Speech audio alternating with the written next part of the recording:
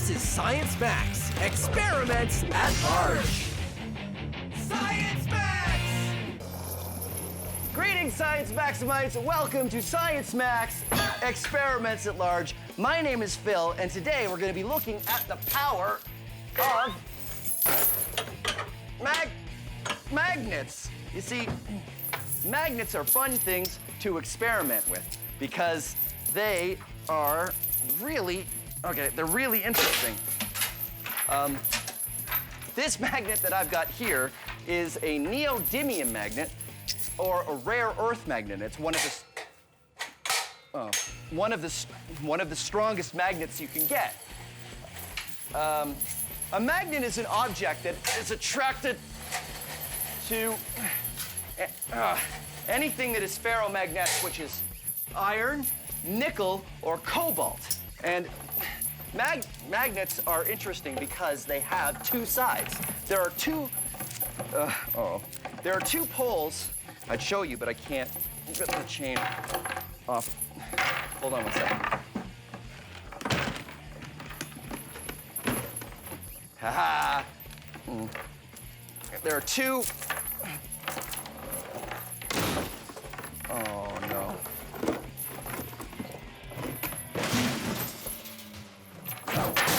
There are two poles to every magnet, just like the Earth. There is a North Pole and a South Pole. That's right, the Earth is a giant magnet. So, if you take kitchen magnets, you'll find that there's two different poles. I've written north and south on these ones. They don't normally come like that. If you put the north and the south together, they stick. But if you put the north and north or south and south together, they repel. They repel. See, they don't want to go together at all. And you can force them together if you want, but if you do, they will spring away the second you let them go. Whee! But when magnets repel each other, I find that some of the most interesting stuff.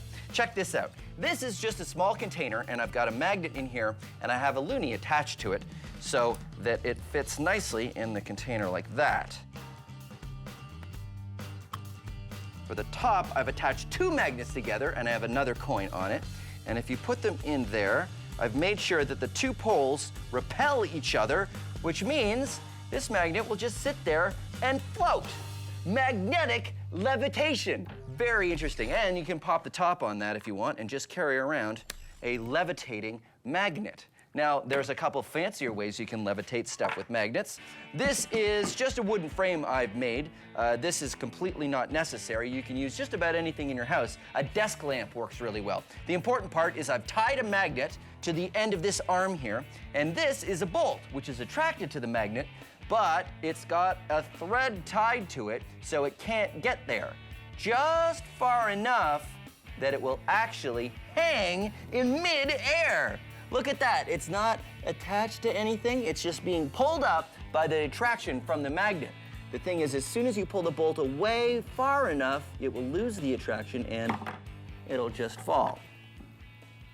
Very cool. Here's one that's a little bit more complicated, but is also really neat.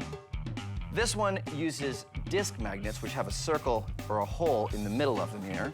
And you put two around a pencil and then four more in such a position that you can put the pencil against this wood on the side and it will just levitate on its own. You can even give it a spin. Look at that. And if you want to make the levitating pencil yourself, there's step-by-step instructions on how to build an easy-peasy version on our website. Meantime, we are gonna max this out. Magnetic levitation on Science Max Experiments at Large. But you're probably thinking, what are we going to levitate? Well, we're going to levitate meat. At least, that's the plan. That's why I'm going to the Center for Skills Development and Training. Come on.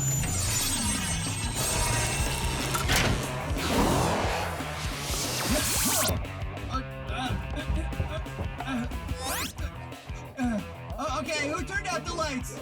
Ow, what was that? Why is this room so small? And only going down to waist level. This is the weirdest room I've ever been in. Where am I? What's going on?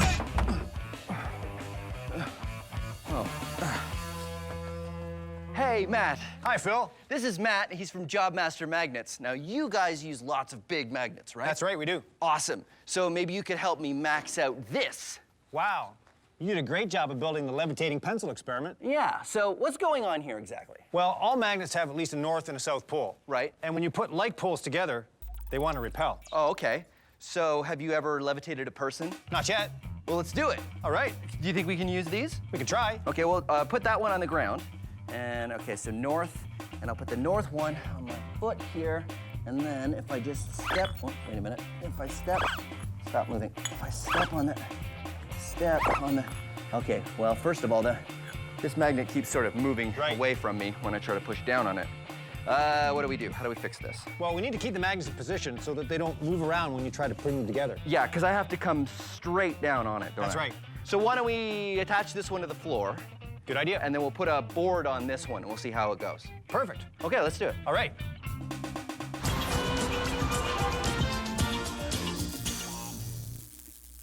This is a magnet. This is a magnet. This is a magnet.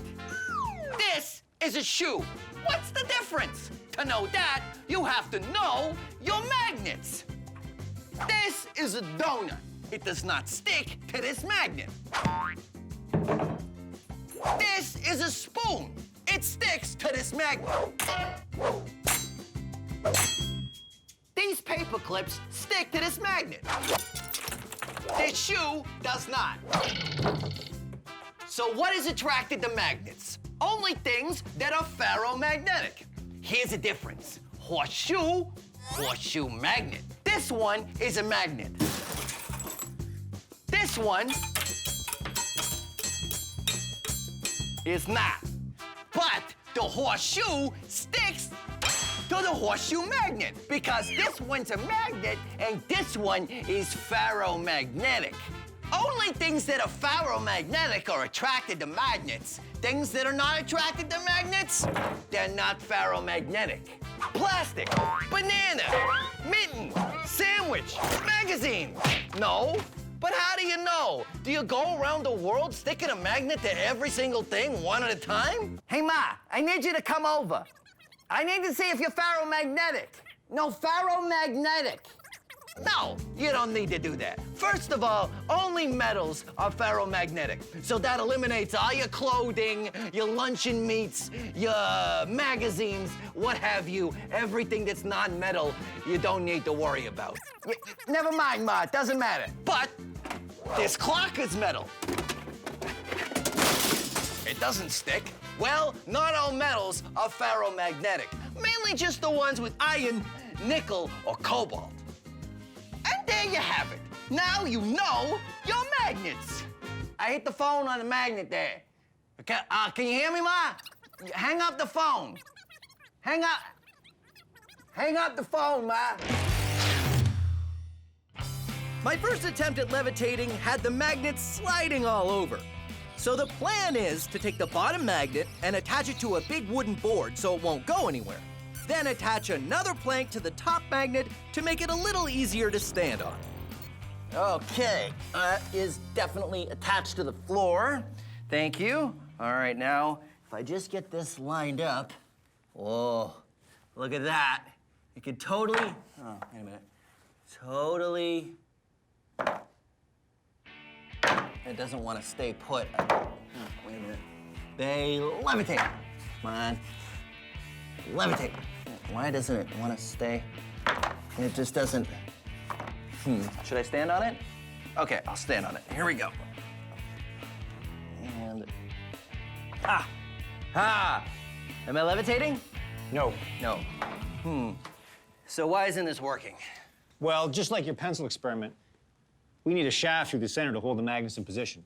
Oh yeah, maybe we could use like a ring magnet. Yes. That like we used with the pencil. Right. And we're gonna need stronger magnets. we're gonna need stronger magnets. Are the ring magnets strong? Yes, they can be. Awesome. All right, let's do it. All right. Now it's time for a Science Max quiz. Which one of these things do we have magnetism to thank for? Birds flying south in the winter, music, or a sandwich? If you picked A, you're right. Some birds migrate in the spring and fall using the Earth's magnetic field. Many animals can sense the Earth's magnetic field and use it to navigate.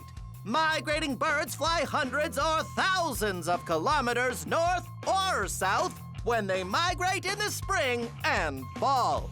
A compass works the same way, by using magnetism to point to the Earth's magnetic North Pole. But if you picked B, music, you're right! Here's some music.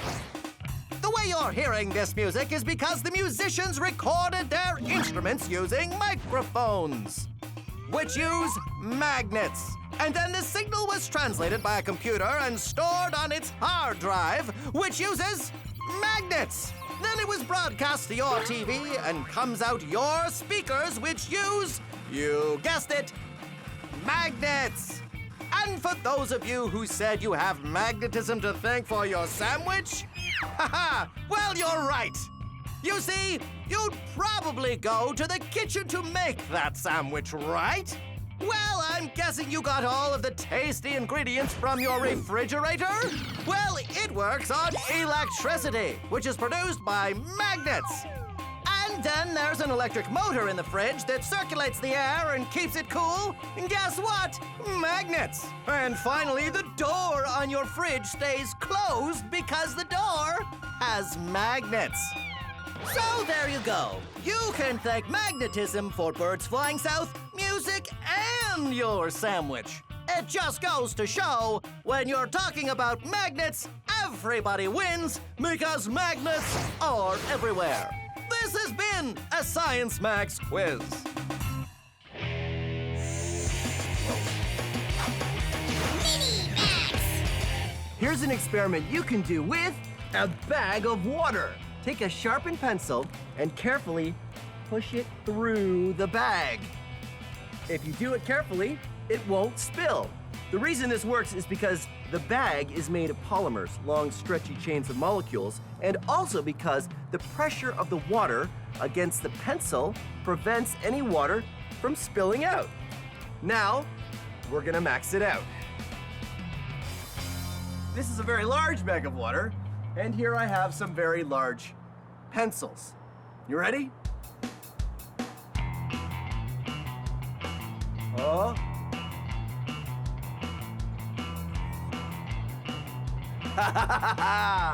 That's one.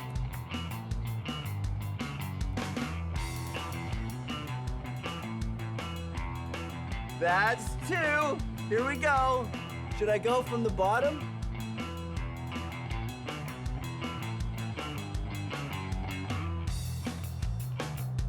Ta-da! Science! Okay. I know what you want.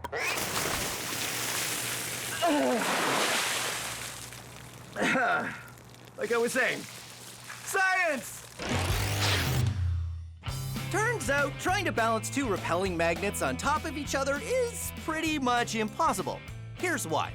This is a magnet, and here is the magnetic field. It's often drawn with lines like this, but actually the magnetic field radiates out in all directions. Really, think of the magnetic field kind of like a ball. When you try to balance another magnet on top of the first magnet, it's about as hard as balancing one ball on top of another ball. So here's the plan. Just like the levitating pencil, we're going to use ring magnets because we can put a shaft through the center of one ring, then drop another ring magnet on the shaft. It will keep them perfectly aligned. Then it's just a matter of putting the bottom magnet on a board to keep it stable and using another board so I can stand on it, and ta-da! Magnetic levitation! Or at least that's the plan. Okay. Board. Magnets. Magnets. Ooh, look at that. Awesome. And now I'm gonna put the platform on. Nice. I got some weights here. Let's see how this works. Yeah. This is gonna work amazing. All right, think I should try it? Give it a try. Okay. Here we go. Yeah! I'm doing it! I'm levitating! What? Just a little bit. Oh, really? Yeah.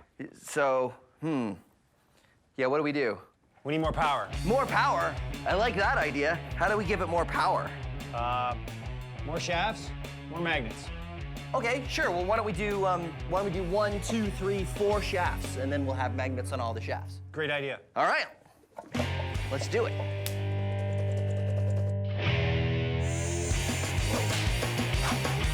Mini Max. If you attach something ferromagnetic like this washer to a magnet, not only does it stick, but the magnetic field travels down the metal, making it a magnet too, which means you can stick more and more things to each other, and they will continue to stick until you run out of magnetic field. You can do this yourself at home with anything ferromagnetic. Paper clips work pretty well, or washers like I have, or screws or bolts, and they'll continue to stick to each other as long as the magnetic field is strong enough. You can see it's getting pretty weak here. And they'll all stay magnetized as long as the first one is still attached to the magnet. But if you want to go even further, all you need to do is keep adding more magnets to reinforce the magnetic field. I've got a few here, like this. Let's get the chain started, like that. And then I've got a magnet attached to this washer, so it will keep the magnetic field strong. And I continue to add one magnet, one washer, and we'll just see how far I can go.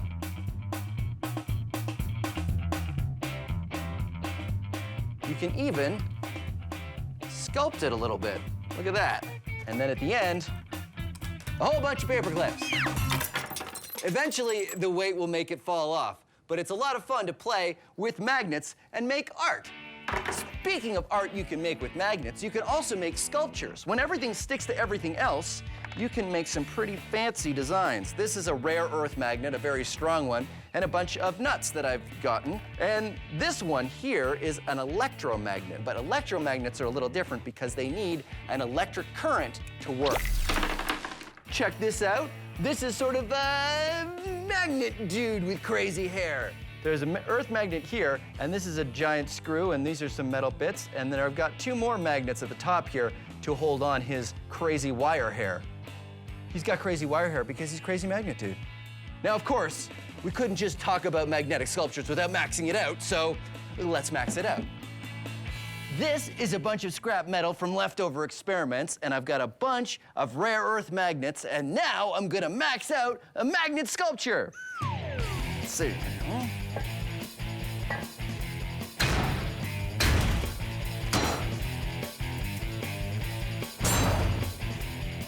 There you go, a maxed out magnet, me! I made this guy out of metal pipes with earth magnets in between, and these are his arms attached, of course, with magnets. His hand, his little metal pieces attached with magnet. Steel wool for the hair, and of course, hat, non-magnetic. All right, here we go, ready?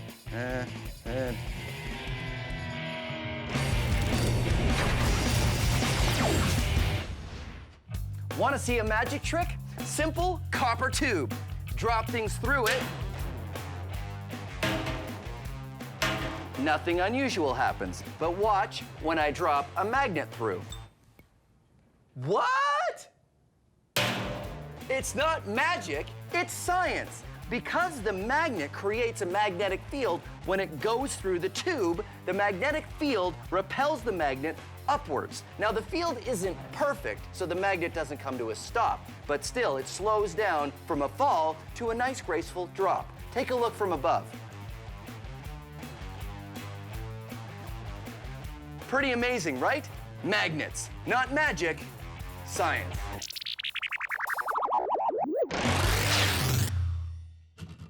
So I've managed to levitate on some magnets, but just barely. What Matt and I needed was more power. So instead of having one shaft and one pair of ring magnets, we're going to use a larger board and put a shaft on each corner. Then we'll have 4 times the power because we're using 4 times the magnets. Hopefully this will be strong enough to get me floating on a cushion of magnetic energy. And magnets? Magnets. Okay, here we go. Ha ha ha ha! This is gonna work great. And top board. Ooh, what do you think? Looks great. Yeah. Okay, here we go. Matt? You're levitating. I'm levitating! Woohoo! All right. It feels cool. It sort of feels like surfing a little bit. All right, thank you so much, Matt. That was amazing. And there you have it. Science Max, experiments at large, magnetic levitation. You know, I'm surprised we could do an entire episode on magnets, and we never actually got them so close to the camera that the camera went all weird, because cameras and magnets, they don't, oh dear. No, that's okay. I can fix this. If I just maybe, maybe if I put the magnet to the camera again, that would, okay, that's not, that didn't help. Oh, okay, well, thanks very much for watching Science Max, experiments at large, and we'll see you again as soon as we get into the camera. Hey, Science Maximites,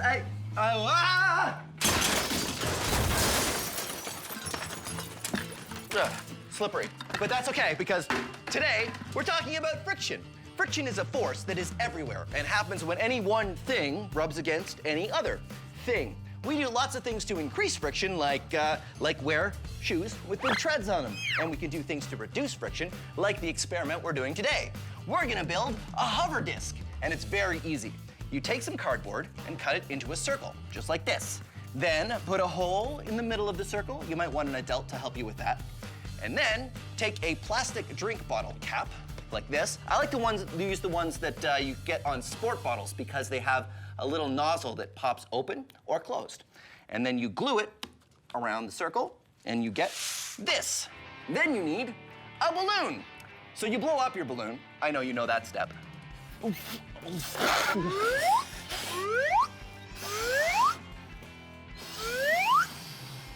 then twist the balloon so it doesn't get away from you. When it's nice and twisted, you can stick it over the drink bottle cap like this, and then untwist it. And this is why I like to use the plastic drink bottle caps that come from sport bottles, because you can open it when you want. And when you do, your disc rides on a cushion of air, reducing the friction with the table, and it's almost like it's sliding on ice. You can also use CDs if you want to do a different design. Just make sure you're using CDs you never want to listen to again. Now, if any of this is too fast, don't worry. You can always go to the Science Max website, where we have all of the instructions. And now, it's time to max it out. We're going to see if we can make a human-sized, rideable, low-friction hover disc. I'm going to the Ontario Science Centre, where hopefully I have an expert that can help me. Door is stuck. I think there's a little bit too much friction with it. Oh, that's got it. Oh no, this isn't the Science Center. Did I go back in time again? Oh. It is the Science Center. Helena, hi. Hey, Phil. You're here to see the hover disc. Yes, please. All right, come on, right this way. So I made one in the lab that works pretty great. It's on cardboard and it has a balloon. The one you have here works on the same principle? Yeah, it does. But you know what? My friend Russell has some ideas about making something like this, but even bigger. Do you think we can make one big enough to ride? Maybe, yeah. All right, well, let's take a look at the one you have here. Oh, I see. Right, this one works the same as the one I made. It's really hard to move the disc, but if you add some air, it floats like a dream. There we go. Great, so let's ride it. Whoa, Phil, not this one, the one upstairs. You can ride that one. Oh, okay. Yeah. Should we bring this one just in No, case? it's a little heavy. I think we can leave it there. What if we need it for reference? No, I'm sure we'll be okay. It is pretty heavy. Yeah, but... come on, let's go. Russell's waiting. Are you sure we won't need I'm it? positive. Okay, but if we have to come back, I get to say I told you so. Okay. All right. Hey, Ramona, you change your hair? Yeah, it's nice. It's like doing this now. Because but now it's, yeah, I like it. You should give me the name of your guy, because I wanted to, hey, oh, hey, how are you? You ever think to yourself, no matter what I do, I can't seem to get anywhere. I can't get enough traction? Well, you, my friend, need some more friction. Which one of these two shoes has more friction? Take a closer look. Huh? Right, bam. This one doesn't have a lot of treads. It doesn't have a lot of friction. But this one, it's got metal spikes on the bottom. This is called a cleat, and the spikes are for helping you grip onto the grass when you're playing soccer or golf, increasing its friction.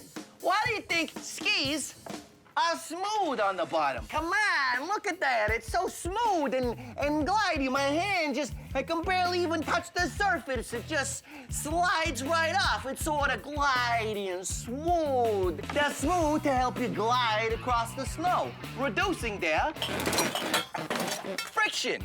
Why doesn't this box slide down this ramp? Friction. This roller skate has wheels. Wheels reduce friction. But when I push the roller skate, how come it doesn't just keep rolling forever and ever and ever and ever? And going all the way around the world and writing a memoir. Say it with me. Friction. Louder. Friction. Can't hear you. Friction. A little too loud. Friction. Ease it back. Friction. How can I hang onto this rope without falling? Friction. How can I jump down on the floor without falling over? Friction. And now you know your friction. Your friction. Your friction. Come on. Uh-oh. Oh, Ramona, the friction sign is broken. Reset. Uh-oh.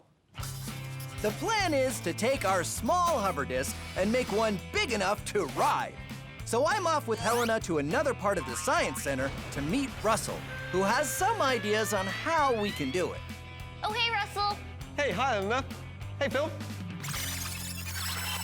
How you doing, Russell? How you doing, Phil? So this is the hover disc. This is our small hover disc, yes. How does it work? Well, obviously you sit on here, Right. Air will go into here. It gets vented through all these separate holes here, so we get an airflow over the entire area. Hopefully this will work to pick someone up. All we need is... Air. Oh, well, that's easy, because the small one worked like this, so we just put the balloon on, right? I hope you got the top. Okay, so we put the balloon on the... hold on. Larger balloon! Oh, okay. Sorry. That's okay. Okay. Uh-oh, twist it so it doesn't... He's losing his air. All right, on you get. You grab Right. one side, I'll grab the other. Okay, here we go. Go. It doesn't... Still way too much It doesn't friction feel on like No. it still feels pretty frictiony. I think we might need something more than a balloon. So what do we do? Well, I think we need more consistent air going through here. Okay. So not a balloon. Not a balloon, something, I don't know, opposite to a vacuum cleaner? Opposite to a vacuum cleaner. That would be Like a leaf blower. Like a leaf blower. a leaf yes. blower. Right? High fiving. Yeah. Awesome idea. Yeah, leaf so blower it is. why don't we make a couple larger discs and we'll hook some leaf blowers to them and we'll see what happens. Definitely give it a go. Okay, great.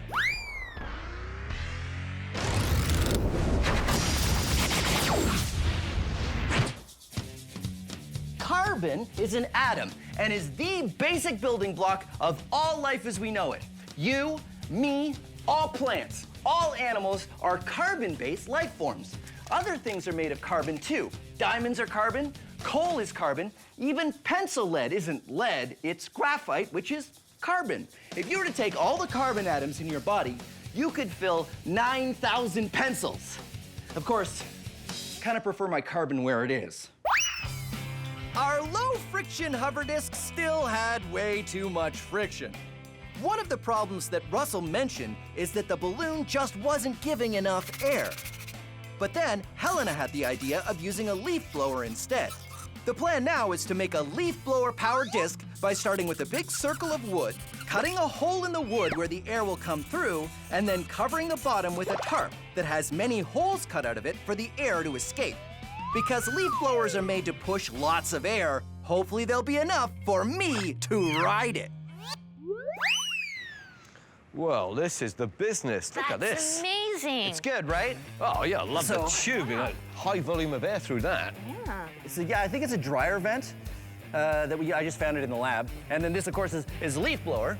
So I get on here, and then Helena, if you want to turn it on. Yeah.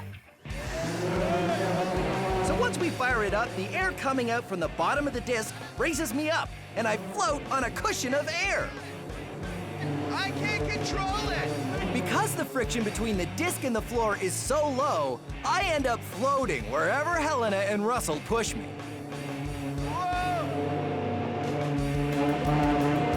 I'm going towards the wall!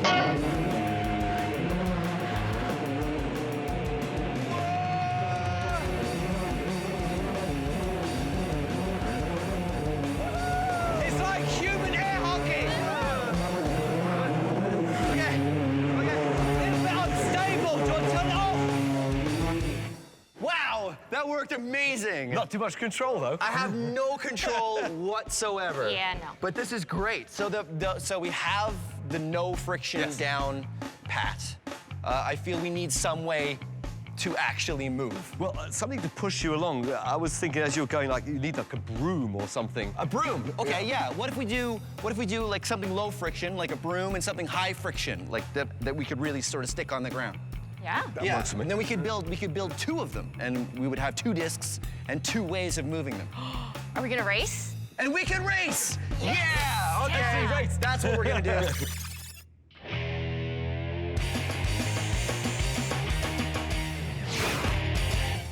Here is an experiment you can do at home with friction. This is a toy boat. Yes, you guessed that right. And this is a wooden plank. Correct, that's 2 for 2. I put the boat on the ramp and watch what happens.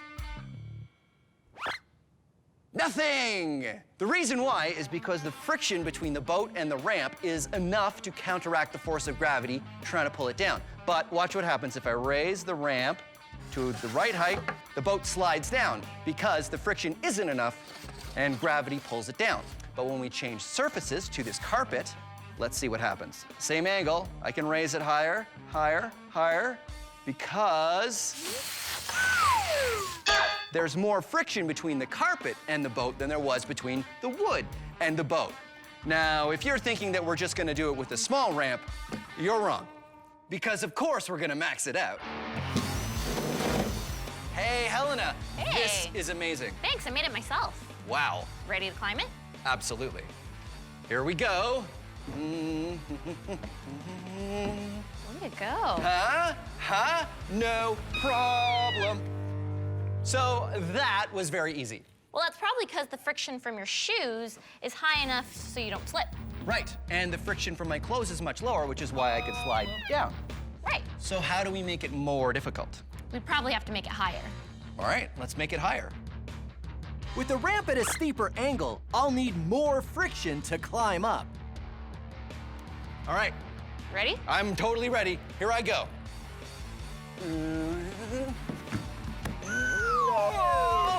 You try. Okay, hold my drink.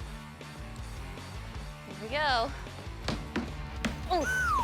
Oh, so clearly we are not getting enough friction between our shoes and the ramp at this angle.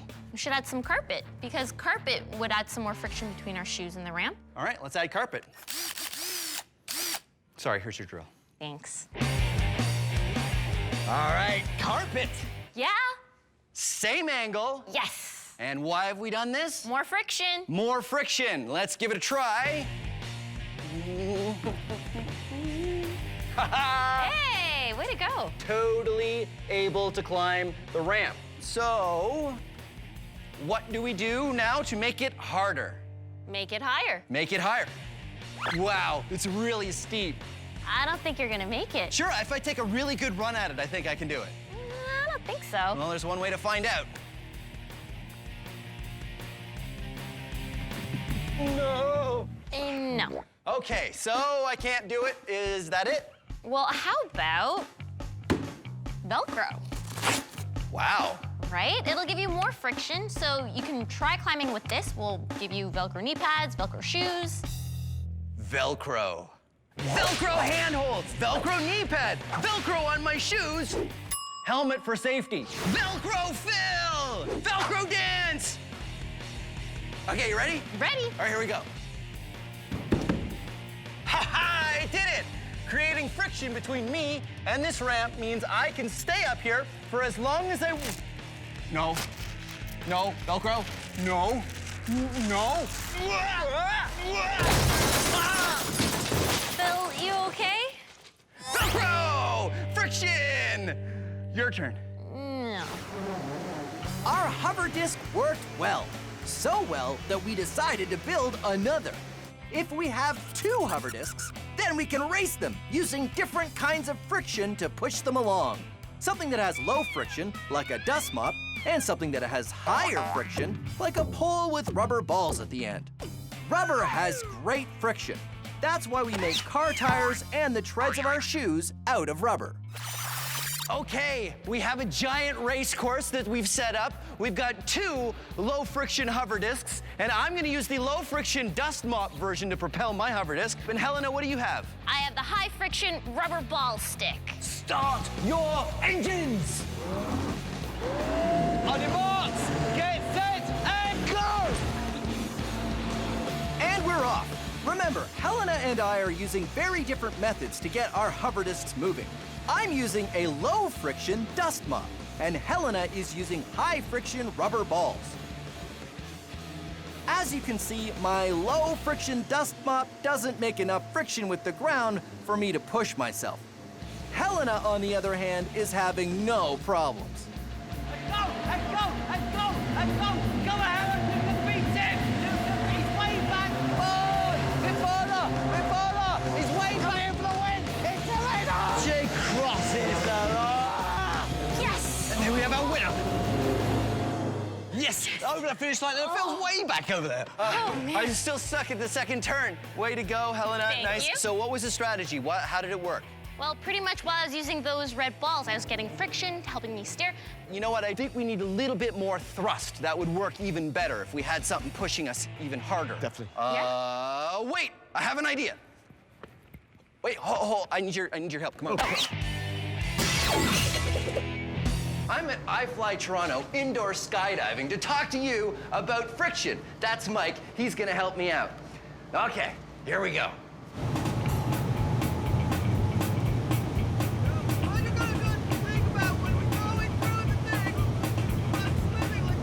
Unfortunately, we can't hear what Phil is saying because there's too much wind. It looks like he's trying to tell us something about the friction. Yes, he's saying the friction from the air rushing up in the chamber is enough to counteract the force of gravity, which is why he's able to float or swim or whatever he's doing. Now it looks like he might be saying even something like air can have a lot of friction if it's going fast enough. And the air in this chamber is going fast, which is why we can't hear a word he's saying. Oh well, he seems to be having fun.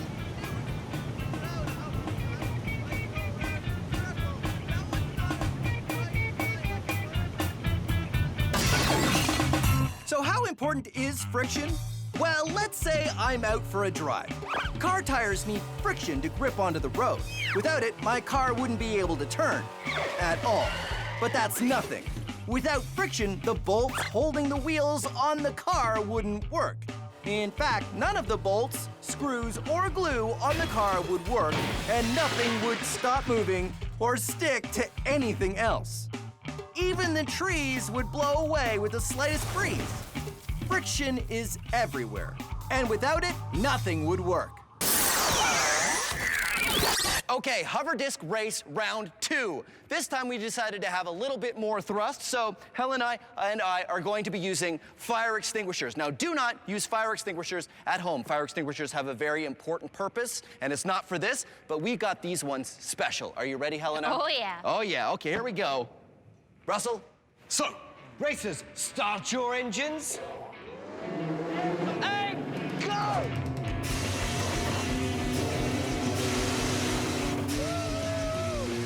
Using fire extinguishers gives us a lot of thrust. But because the discs we're riding on don't have any friction, wherever we point ourselves, we just keep going in that direction, which makes steering very difficult.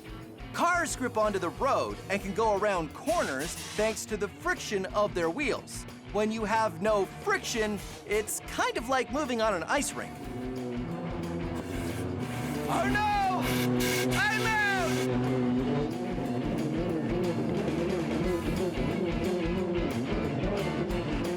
Yeah! High five! Yeah! High five! Yeah! Okay, wait. Oh, I ran out of fire extinguisher at the end there, so I had to cheat a little bit. So 1 for you, 1 for me, and all of them for friction. Or the lack of friction. Or the lack of friction. Science Max, experiments at large. What do we do next? Larger fire extinguishers? I think so. Oh, Okay. yeah. See you next time. I know where we can get some, actually. We can go, if we go to the fire extinguisher store where we got these fire extinguishers, we can get like a rack of extinguishers.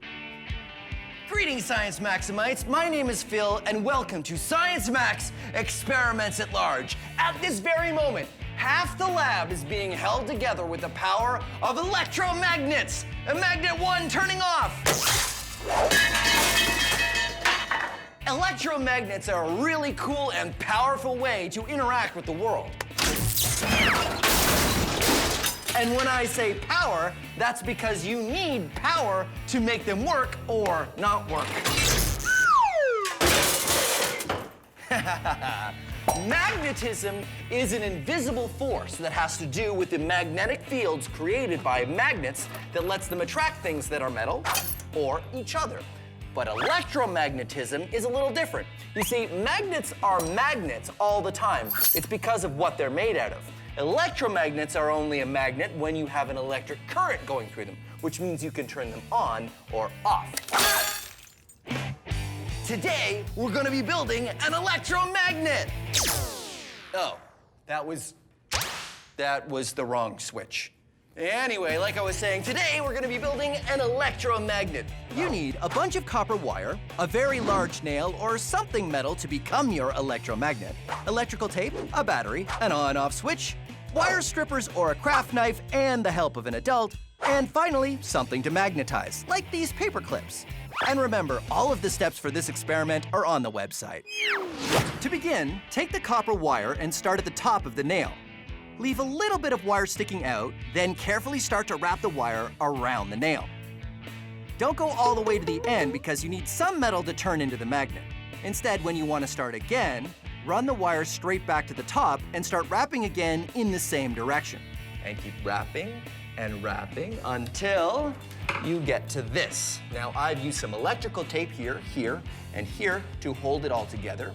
Using your wire strippers or a craft knife and the help of an adult, remove the plastic coating from the ends of the wires. Attach these wires to the wires from the on-off switch with electrical tape, or attach them directly to a battery if you don't have an on-off switch. And ta-da, you have an electromagnet with your on-off switch. All you need to do is take the things you're going to magnetize, turn your electromagnet on, and suddenly it becomes a magnet. Pretty amazing, ha ha ha ha. And then you can magnetize to your heart's content. But when you're done, don't forget, you want to turn it off. So that's what we're gonna do today on Science Max Experiments at Large. We're gonna max out the electromagnet. So, where's my lab coat? Oh, there it is. We're gonna see how big we can make an electromagnet. And when I say we, I mean me and an expert. Let's see. Oh, Heather from the Ontario Science Center. She knows her way around magnets. So let's see. Yeah. I wonder if she's busy. Well, let's find out. And after we're done, I'll need to come back and clean up the giant mess I made in the lab.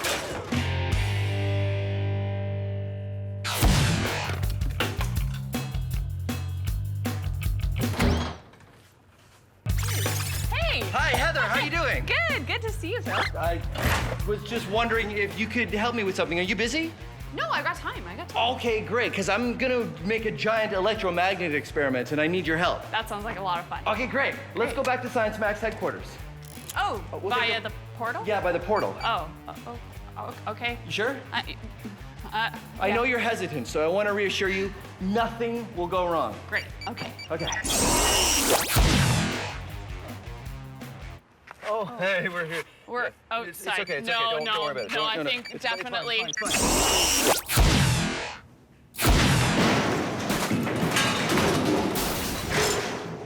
You all right? Yeah, I was supposed to come in over there, but I came in over here. Oh well.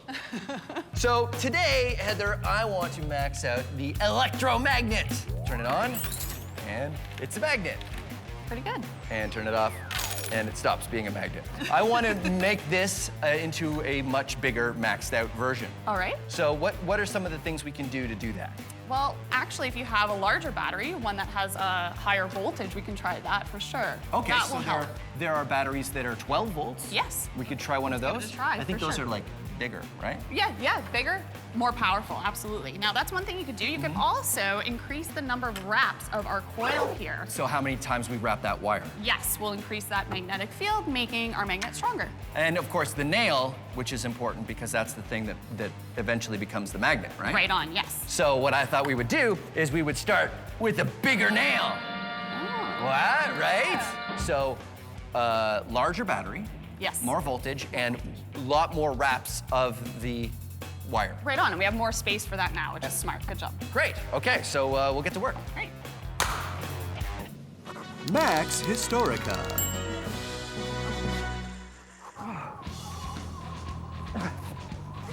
If you've ever seen a compass, you know that the needle points north.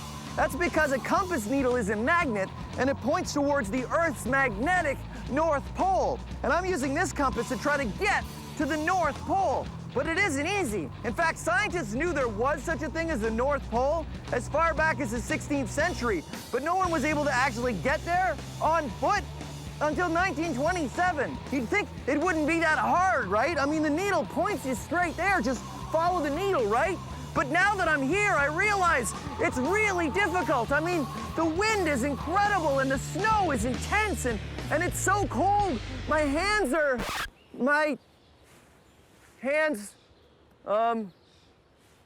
yeah. So, okay, we're not really at the North Pole. We were just sort of recreating that. But still, I salute the brave explorers who tried to make it there in the name of science. And I got a sense of it because the wind from the fan and the fake snow was. Okay, everybody, let's pack it up. I mean, that was pretty good. I just didn't know about that other camera. So, back to our main experiment, where Heather and I are building a larger electromagnet. An electromagnet works like this. When an electric current is traveling through a wire, it creates a magnetic field. If you wrap that wire around something ferromagnetic, that's something made out of a metal that is attracted to magnets, like an iron nail, then it becomes a magnet. You can make a magnet stronger by wrapping more wire, which gives more distance for the current to travel, increasing the magnetic field, and you can also increase the strength of the current. Heather and I start with a coil of 30 meters of wire and start wrapping. And wrapping. And wrapping. There, the wire is now all done. And remember, if you're doing this at home, do not use a drill unless you have an adult to help you out because drills can be very dangerous. This one goes at a very slow speed, so it was okay. But yes, definitely an adult supervised activity. Then we attach another on-off switch and make some leads that connect to a 12-volt battery. So, more wraps of wire and more current means the electromagnet should be stronger. Okay, so we're gonna try this electromagnet and we're gonna pick up this stuff right here. Great. Ready? You ready? Yeah. 3, 2, 1, go! Is it on? Yeah. Wow, it really does, you can't tell it's on, but. No, but bring it closer and. Oh yeah, look at that. Okay, we Not turn bad. it off. All right. Let's see if this nail can pick up this nail. All right. Ready? Ready? Go. Oh. Okay, how about this side? Oh, no. No. I don't think we're strong enough. It's not strong enough. I think that we need to max this out even more. Even more? Right. So I'm thinking there are a lot of appliances that use electromagnets, meaning it's already set up, it already has tightly wound coils and high voltage. So we're in a lab here. Maybe do you have old appliances around? I have parts bins with a whole bunch of stuff. Maybe we could find some electromagnets in those. Let's do it. Okay, great. Let's go.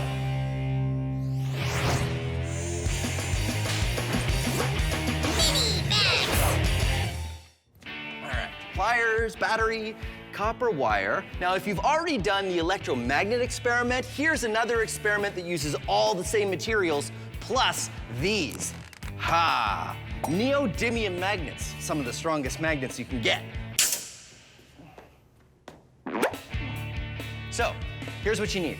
A battery, some neodymium magnets the same diameter as your battery, copper wire, and some pliers. So here's what you do. First thing is you put the batteries and the magnets together like that. Then what you want to do is bend the wire so it's touching the top of the battery and goes around the battery and then touches the magnets at the bottom. Here's what that might look like. I say might because you can do any shape you want. I've made a coil here, and if you put it over the battery, you'll see it only touches the very top of the battery and the magnets at the bottom. And if I let it go, it spins. It's a homopolar motor. What happens is the battery sends an electric current through the copper wire, and that turns it into an electromagnet, which is attracted to the magnets at the bottom, and it spins. So now let's max it out. Aha! A D-cell battery, which is larger and, of course, larger neodymium magnets. And you do the same thing.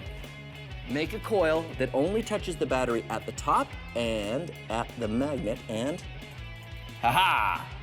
It spins! Maxed out homopolar motor. But don't worry, this is not the biggest size we're gonna do. Come on. Maxed out homopolar motor. I have 27 D-cell batteries, a giant copper tube, and a neodymium magnet. So I'm just gonna, and then we get rid of that. Put this down. Okay, so the first thing I do is attach the neodymium magnet to the batteries. And I've got all the batteries taped together here so they'll sort of stand up like this. Huh? Giant stack of D-cell batteries. Okay, now what I do is I take the copper coil. I take the copper coil. I need to get.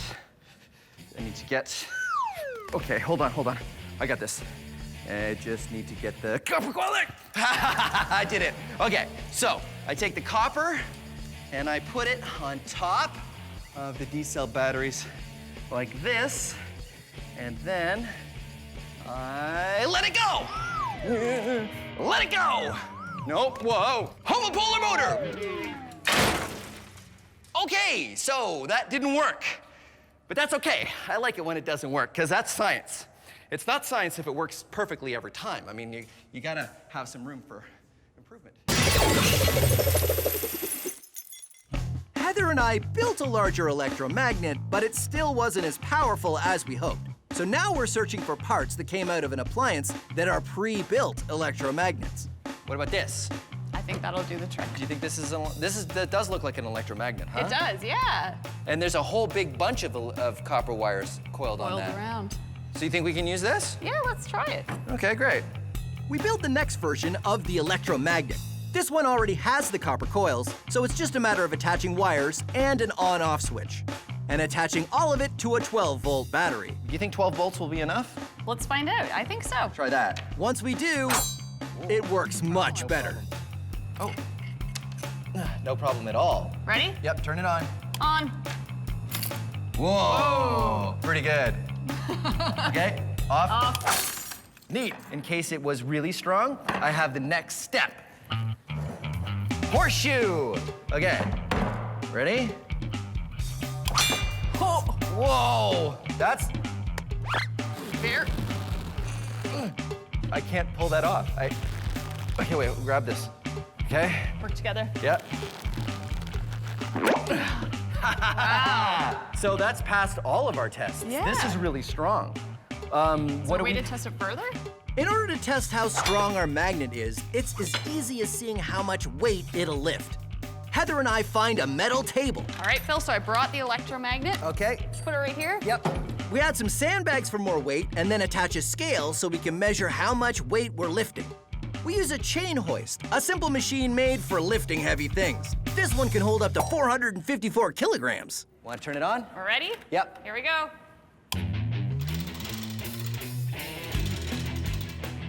You can read on the scale how much weight is being lifted. And that scale is going up. Pounds on this side, kilograms on this side. We keep lifting until...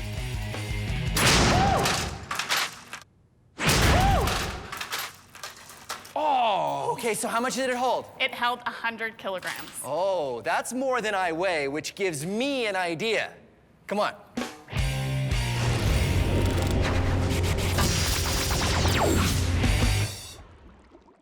This is ferrofluid. It is ferromagnetic, which means it's attracted to magnets. And I know what you're thinking. You're thinking, it's not that interesting. Well, watch as I put it next to this magnet. Very interesting. And because it's a liquid, it behaves in very interesting ways. Watch this. Unlike most things ferromagnetic, like paper clips or iron filings, ferrofluid is a liquid, which means it behaves in a unique way. The spikes it creates are following the magnetic field lines of the magnet. You can see the magnetic field in 3D. It's even more impressive when we max it out. This is ferrofluid outside of a glass jar. Now, it's sitting in a pool around this electromagnet. And this is a dial which I can use to change the voltage of the electromagnet, making the magnet stronger. Watch this.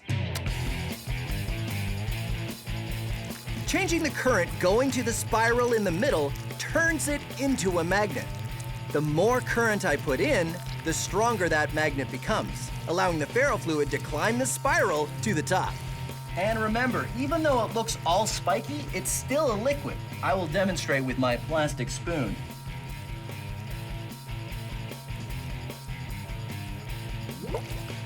And watch this. When I turn the magnet off,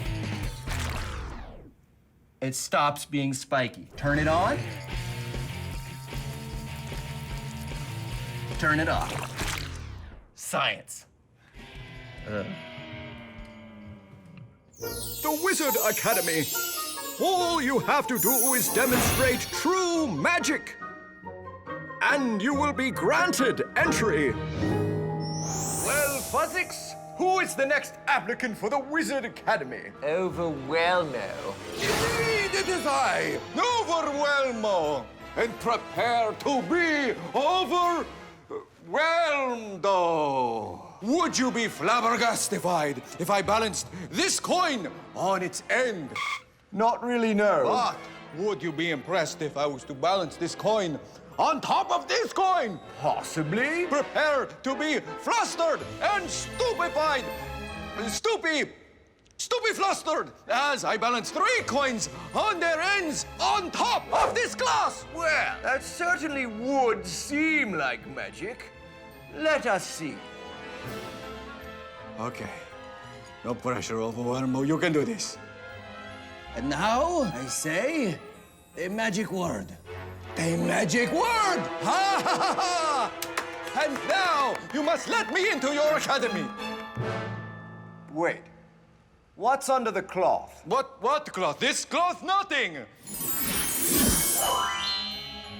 Oh! Is that a magnet? This? No! The pull of the magnet is what's keeping those coins up. The magnet is just strong enough to keep the coins from falling. No, this is set dressing. It's just...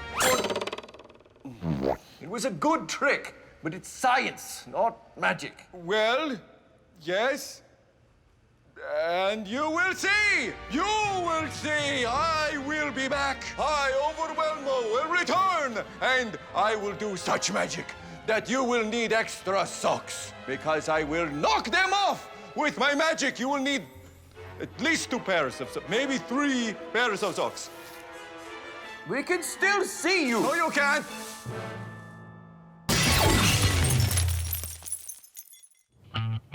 So back to our main experiment. Heather and I have created a very strong electromagnet that can hold a lot of weight. It held 100 kilograms. Oh. Which gave me an idea. All right, you ready? Let's do it. Electromagnets super maxed out experiment. We've got, 2 electromagnets, 1, 2.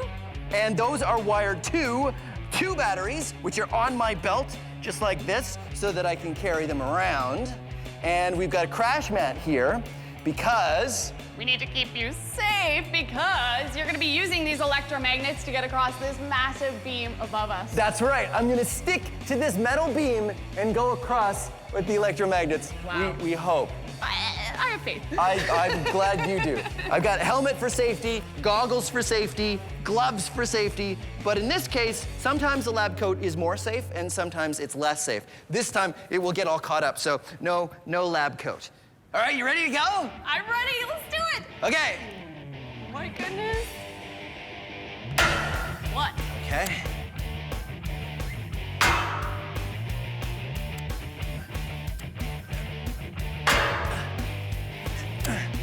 Because each of our electromagnets can hold more than my whole body weight, I can use them to cross the beam. When they're on, they stick like, well, magnets. And when I turn them off, they stop being magnets and I can move them along as I go. Now, this is something you should definitely not try at home. Come on, Phil. You're almost there. We did it! Yeah! There you go, Science Max, experiments at large, electromagnets. Woo! You wanna go? No. You sure? I'm positive. Okay, I'm going again. Woohoo! Crazy. Greetings, Science Maximites. My name is Phil, and today we're talking about friction. I didn't slide. Take 2. I can't, I'm still not. Oh, I know. I got it. Take 3. Socks don't work any better. Take 15. 34. Take 36. I don't know why I thought that would work. Take 52. I'm Phil, and today we're talking about friction. Sorry. Okay. Whoa. Friction. We did it. We got it, everybody. How many takes was that? Oh. Well, still, we got it. Good work. As you may have already guessed, today is about friction, and here's a really easy friction experiment you can do at home. All you need is a piece of wood. You don't need the frame, and you don't have to do anything fancy to it. Just put one end up on a couch or a coffee table and make a nice ramp. Then you want something to slide down that ramp, and I like to use a piece of wood. Now check it out. Wood ramp, wood block. The friction is so much that the wood slides to there. Now what I like to do is take a little flag and mark the results. Recording the results is good science. Now here's where it gets fun. Get another surface and attach it to the wood, like carpet and wood. Let's see how far this goes. Not as good. All right, record the results. Cardboard. Ooh, nicely done, cardboard. Foam.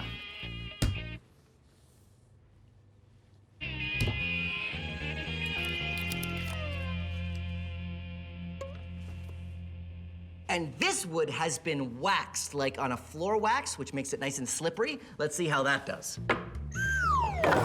Ooh. And now the ultimate ice attached to wood. This is actually harder to do than I thought. All right, let's try it out. Ice! The clear winner. Not a big surprise right there. And get this, once you've done all of that, you can change the surface of the ramp. You can go to waxed wood, carpet, foam, cardboard. Well, well, yeah, you get the idea. Record all the results, compare them, and there you go. Friction ramp experiment. And that's what we're gonna be maxing out today. So come on, let's go. Check it out, I've improved the portal interface. Watch this. Yeah, and then I can scroll through experts, and oh, this is gonna be fun. And I've got my coordinates right there. Oh, That's never happened. Okay.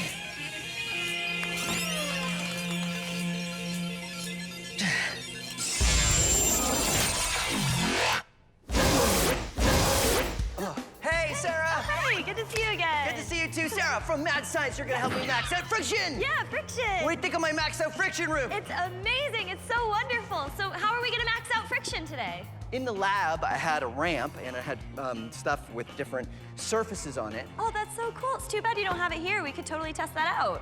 I can bring it here. Awesome. I have a new app on my phone that talks to the portal. And let's see. That's not what I. Oh, hold on. Okay, there we go. And whoa. Well, I can do this. It needs an update. Yeah. That's what the.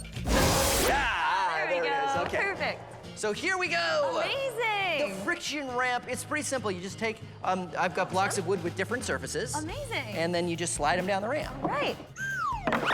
So cool. Yeah, so what if, to max it out, what if this is us? We're a block of wood? No, I mean like we are on the block of wood and then we can try changing the bottom. I guess a block of wood isn't the right thing to use though. Right, yeah.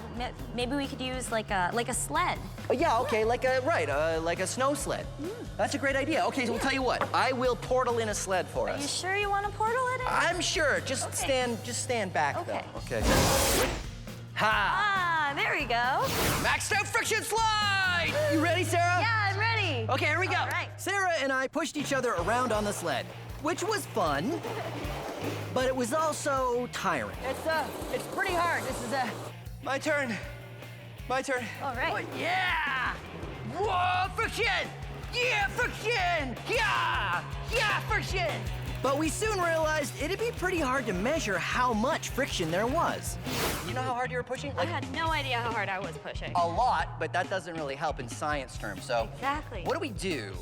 Well, with your first experiment, you used a ramp. Could we maybe put a ramp up in here? In here? In here, yeah. I guess. Then we can measure also how far we go so we know how much friction is being used. Right, so we have our control, and then we have all the, just like the blocks. Exactly, just like the block. Okay, great. So we'll get the ramp, we'll get a bunch of wood, Yes. we'll get some tools. Yeah.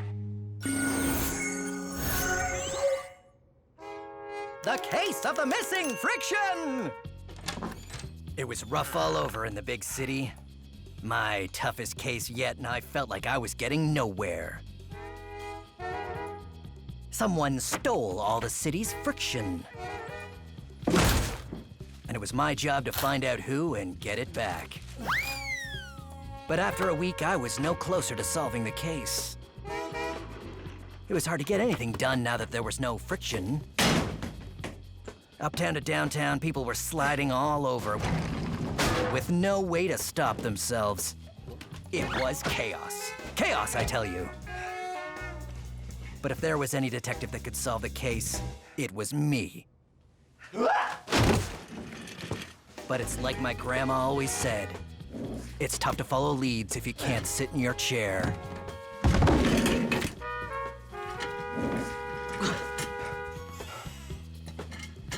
Nothing stays put in a city without friction. And you never appreciate something till it's gone. The phone rang. Sure, I wanted to answer it, but it slipped through my grasp just like this case. The mayor was on the line. He wanted to know if I'd made any progress. But I felt I was going in circles. I'm gonna have to call you back, Mr. Mayor. Without friction, you couldn't do very much at all. It was going to be my toughest case yet. Sounds good. Sarah and I are maxing out a friction ramp. Step 1, make a giant ramp. There, are we done? Great, I think so. We're done. But it proved a bit hard to lift up to the second floor. Fortunately, Sarah had an idea. Maybe we could use this crane. We use the crane! Oh, yeah, I've got a 5-ton crane at Science Max headquarters. Good thinking, Sarah. So we rigged it up and tried it out. The bonus was we could make the ramp any angle we wanted. Okay, time to get my helmet, because don't go any higher than that, because I don't have my helmet. And then we will start sliding down. All Friction right, ramp! friction. I got on the slide and Sarah lifted it up until I started moving. And that allowed us to record our results. We're at 2 meters. 2 meters recorded. First recording done, now we switch it up. We tried it again with Sarah on the slide to see if she slid at the same height. And she did. Yeah. Now we have a way to record the results. The plastic sled went down the ramp at this height. Things with more friction will mean the mark is higher, and less friction will mean the mark is lower. So then, we tried it with... Cardboard! What did we get? And it was? A little over 2 meters. Meaning? Cardboard is a little bit less slippy than the plastic of the sled. All right. Ready for carpet sled? Good to go. Here we go. Oh, past 2 meters. Oh, almost 3. Here we go. Carpet had even more. Oh my gosh, we're going this side. Whoa! That was so cool. That was exactly 3. Then we tried foam. Coming up on 2 meters. All right, coming up to 3. It won't go up any higher. And just like the wood block, the foam didn't slide at all. What if I do this and then I slide?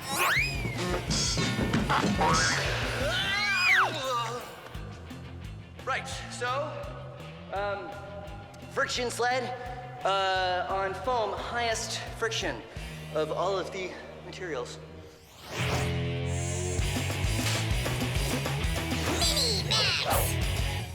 Oh, hello there.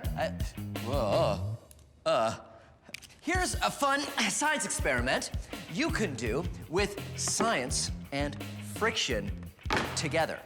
Take 2 books, put them on top of each other, and pull them apart. Ooh, not too much friction. But if you take the books and you interleave some of the pages, maybe 3 or 4 parts, and try it again, pull them apart, they're a little harder to pull apart. That's because the friction for more pages touching each other actually starts to add up.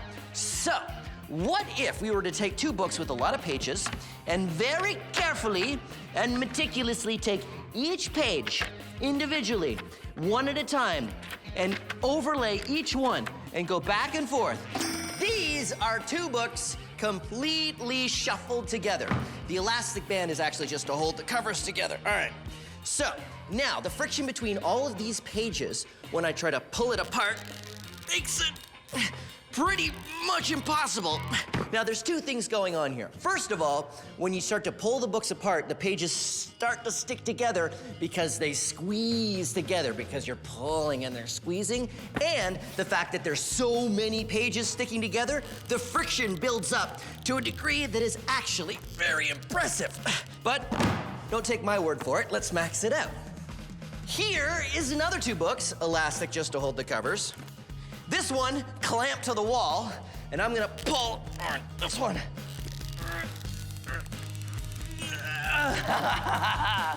Science! Still don't believe me? Well, let's max it out some more. 2 books, all the pages layered together, held together only by friction suspended over a giant vat of slime. Now, let's see how much faith I have in science.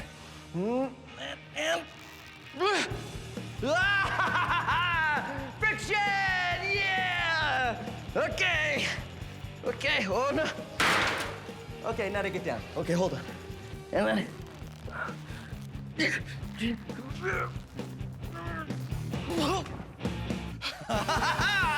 Science! That was close.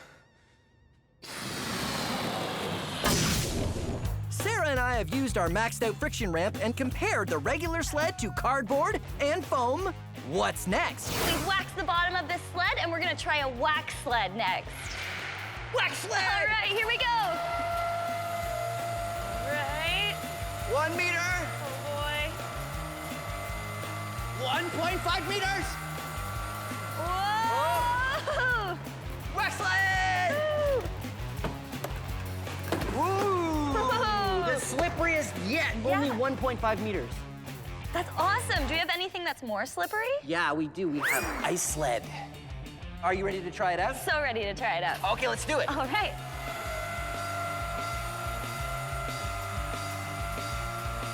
And There we go. Whoa!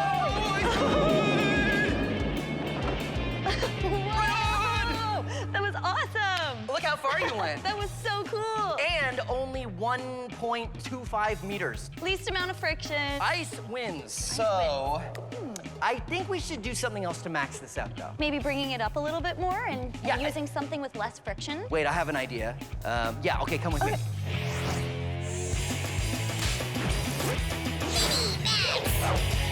This is a climbing frog. Why does he climb? Because of science. I pull on this rope, and then I pull on that rope, and I pull on that rope, and that rope, and he climbs up the ropes. And why? Well, because of friction. The secret is 2 straws. The straws are pointed away from each other at the bottom.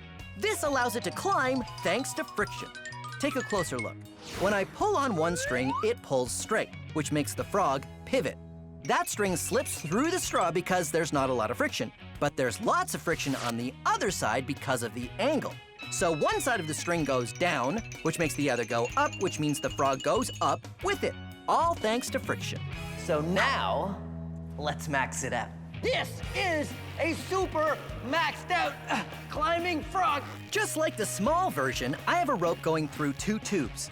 I pull on one rope and the other holds on by friction. Then I switch. And it does work. It's just a lot harder to pull on the ropes. But it totally works. Whoa, guess what? There, and then this one, and then that one, and then that one. Yeah! A giant climbing frog! All because of friction.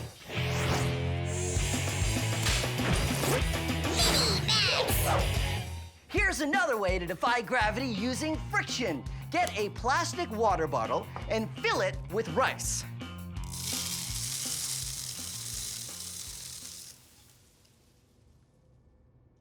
Take 2. So get a plastic water bottle and fill it with rice using a funnel.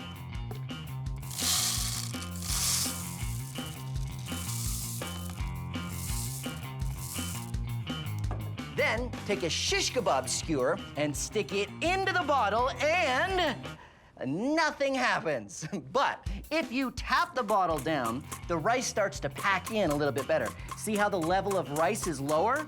Which means you can add more rice. Pack it down even more. And you can even use something the same diameter as the mouth of the bottle, like, say, a highlighter. And make sure all the rice is as packed in as you can get it. There. Now the rice is really packed in there. And when I stick the shish kebab skewer in, the friction between the pieces of rice and this wood is enough to lift the bottle using nothing but friction. Now, let's max it out. I filled this 20-liter water cooler jug full of rice, and it's really heavy. I wanted to see if I could lift it using nothing but friction and this dowel, which is just a round piece of wood. All right, here we go.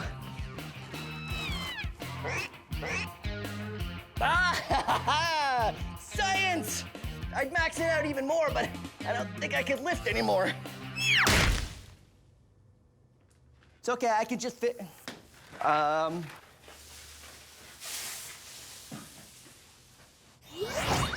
Newton's first law in 60 seconds. Newton's first law says an object in motion tends to stay in motion. So why don't they? See, if I was to throw this,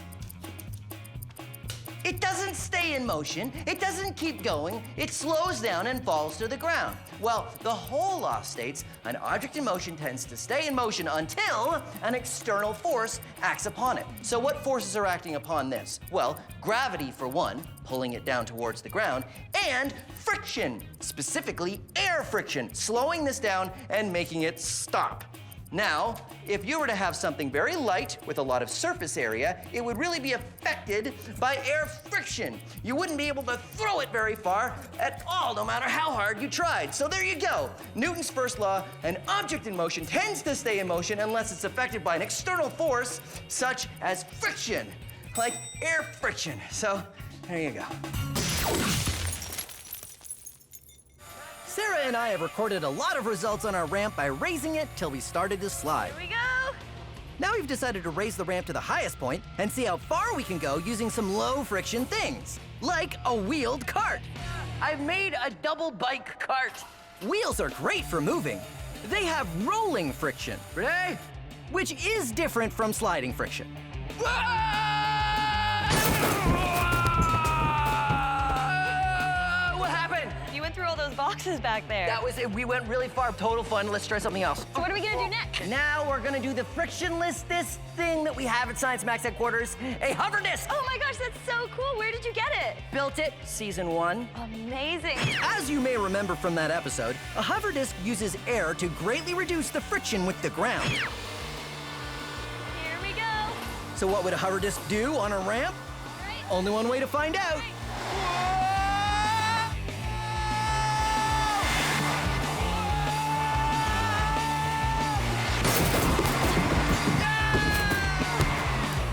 Whoa! That was amazing. That was awesome. So let's recap. Friction is when two surfaces rub against each other. You can have a very small amount of friction or a very large amount, depending on the materials. And using science to reduce friction results in the best sledding experiences. Nicely done. Science Max, experiments at large. Your turn? My turn? Yeah, let's Okay, do it. so take those, and I'll get this, and then I'll give you the helmet.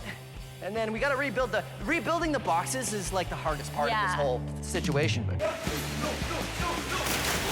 This episode of Science Max is all about liquids. What makes something float or not float? Oh no! My loonies! Liquid density and super absorbent gel. who wants to do an experiment with diapers? Liquids. Today on Science Max, experiments at large.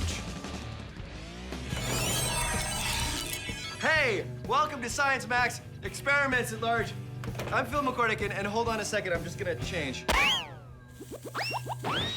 Okay, that's better. Now, where were we? Oh, right. Let's go make a boat. So you know that some things float and some things sink, like rocks, or wood, or full water bottles and empty water bottles, or carrots, foam, waffles, screwdriver, playing cards, plasticine, tinfoil, potato, my watch. Wait. That wasn't supposed to go in there. So how do you make a boat? You make it out of something that floats, right? Well, most boats are actually made out of metal. Tinfoil is metal and, well, it sinks. But if you fold tinfoil into a boat shape, it floats. And boats don't only float themselves, but they can hold people and cargo. In fact, there's container ships crossing the ocean at this very moment that are holding thousands of tons of cargo, and they're all made of metal, which doesn't float, it sinks. So how do boats do it? Are they magic? No, of course not. Boats are science. And here, you can be science maximites. Get some tinfoil and cut it into the same size pieces, and fold a couple different shapes of boats and see which one can hold the most weight before sinking. And now it's time to max it out. But before we do, here's how you can fold your own tinfoil boat in less than 15 seconds. First, take a square piece of tinfoil, then fold it in half. Fold one corner down and the other corner down.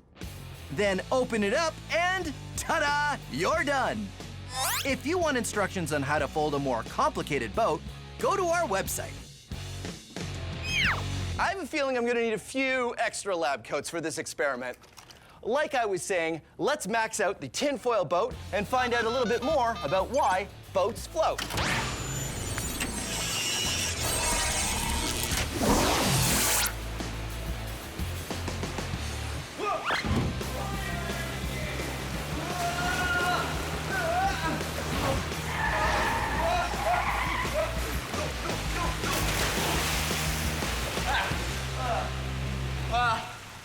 Okay, well, I'm here at an indoor pool, which is not, I wasn't expecting to be in the pool just yet, but this is where we're gonna build our giant tinfoil boat, so why not? Who's Nia? Phil, you're wet. I thought I was gonna come in over there, but I came in on the water slide. I think I had the coordinates wrong. Anyway, this is Husnia, and she's from Let's Talk Science, which is all about science education, right? Yes. Just like us. So you're gonna help me max out the tinfoil boat. I think I dropped it in the water. Hold on. Whoa!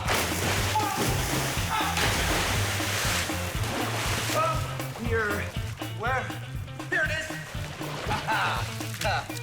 The tinfoil boat. The tinfoil boat. Phil, this is a boat? Well, it looked a lot better before I came down the water slide, but that's the idea, and then we make it bigger. What do you think? I don't think it's gonna work, Phil. Oh, well, why not? Tinfoil is very thin, and it might not hold the shape of the boat. Well, I still think we should use tinfoil, though. Why? Well, because the small experiment was tinfoil, and I bought all of this tinfoil.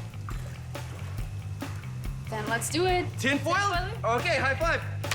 I will, I'll take the tinfoil, and you take that, and I'm gonna have to dry off at some point.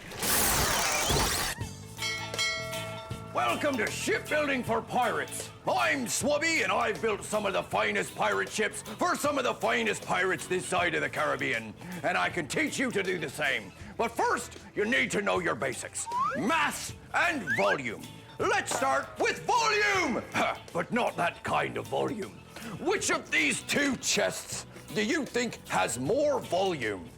Right, this one here. Which of these two balloons do you think has more volume? Right, this one here. Volume is how much space something takes up. Which of these two chests has more volume?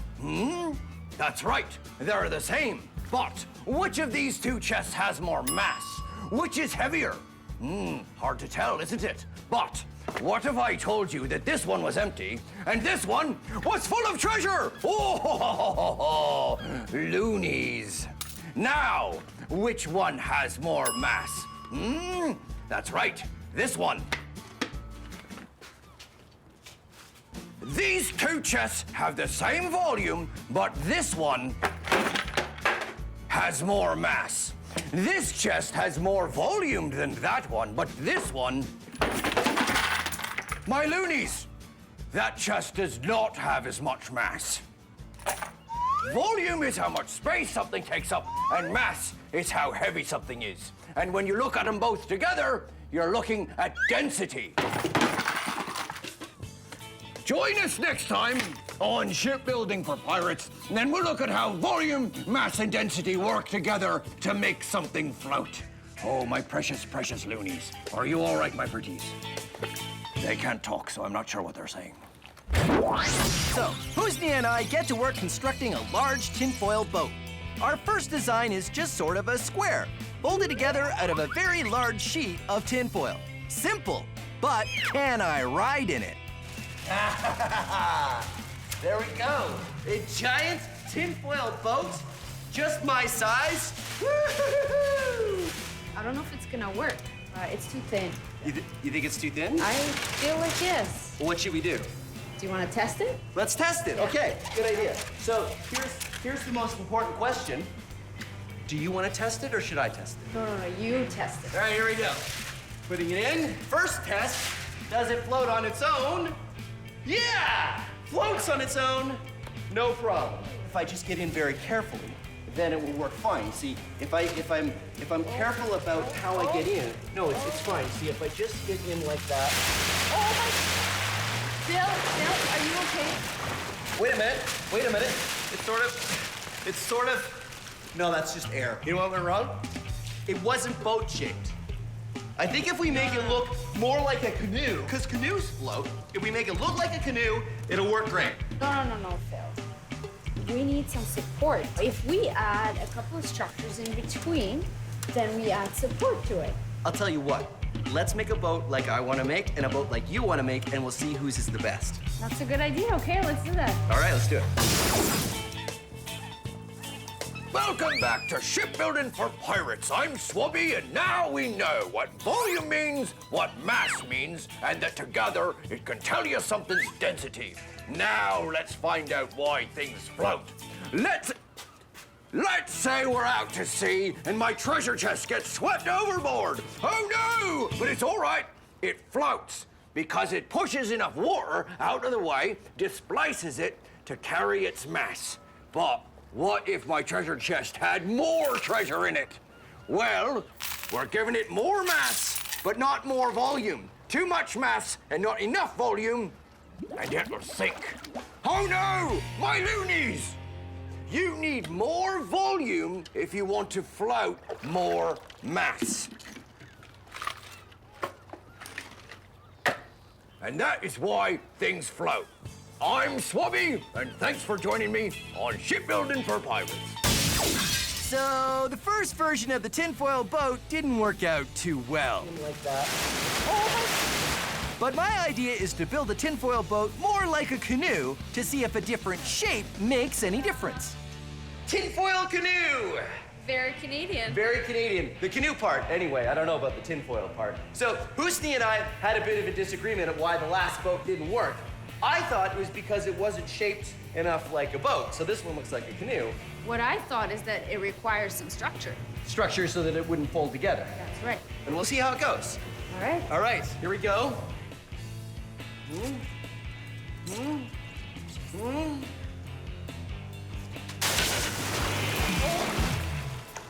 Did it work? Nope. Okay, your idea next.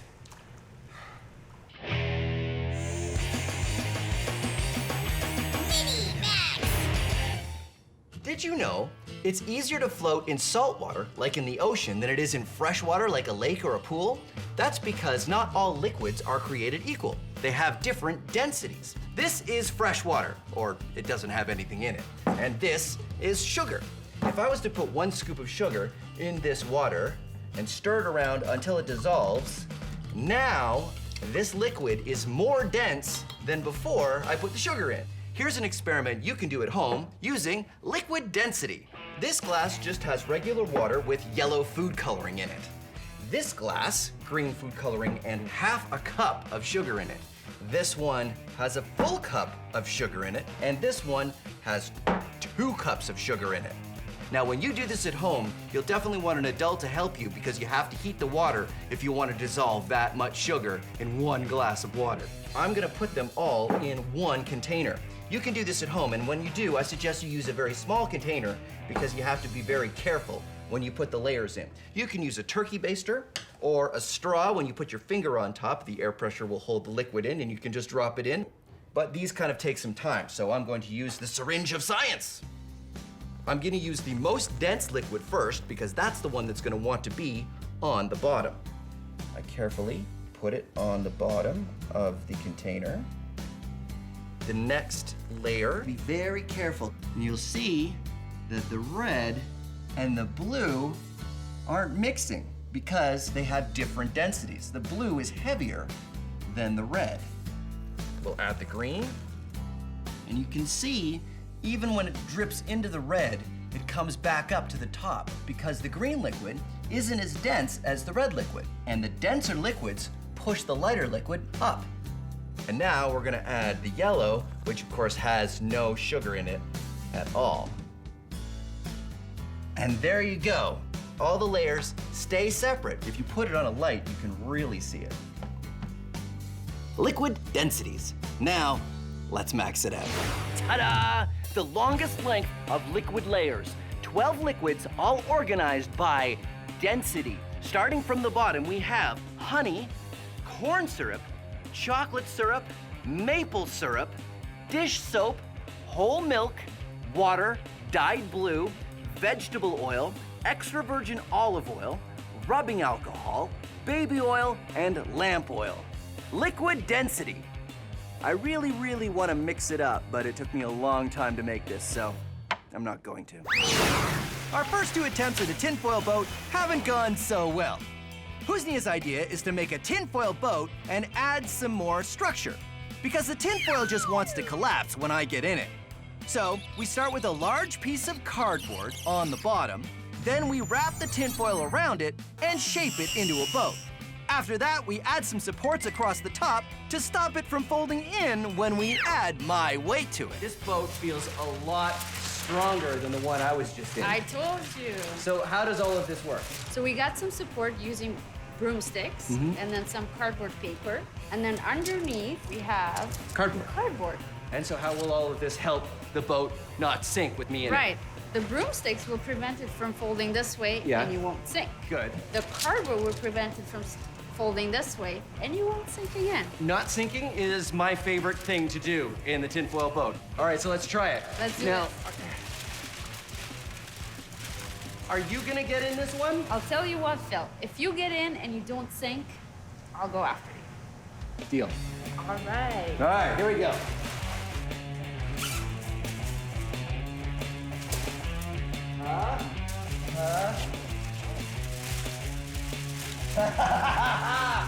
It's sort of working. Oh no, water's coming in. It's sort of working. It's almost working. Uh-oh. Wow.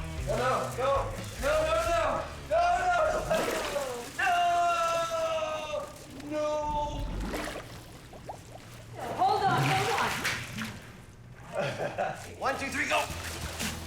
Another thing I learned is that a very light tinfoil boat can be very heavy when it's full of water. I don't know if fixing it is in the cards. I think we're gonna have to build another boat. So what do you think we should do? Let's add more structure. More structure? Oh, yeah.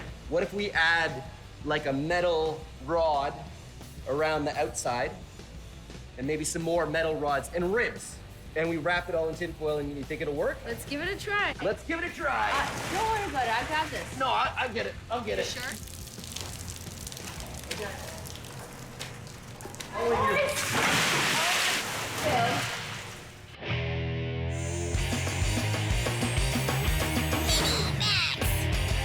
Who wants to do an experiment with diapers? Oh!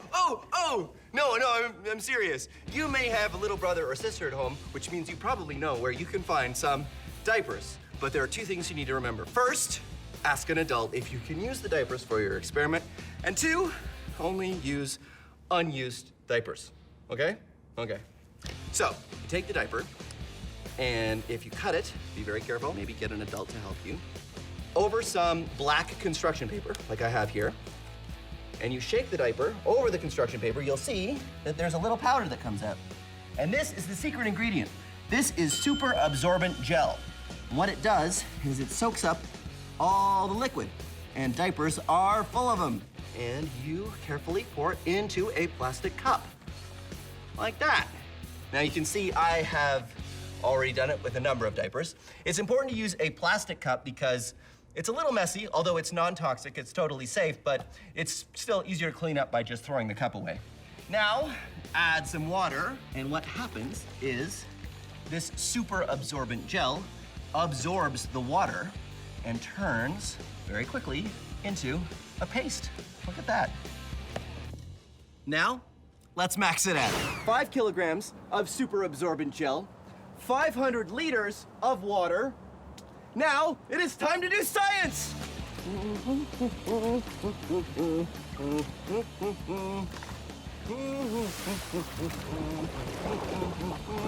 And I have my own stir stick.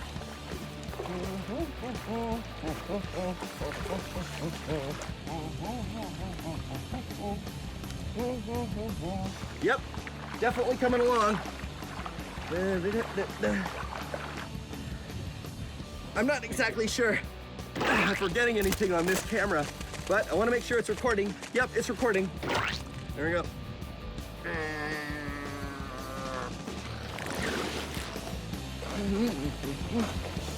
It is definitely turning solid. Well, there you go. The giant super absorbent gel experiment.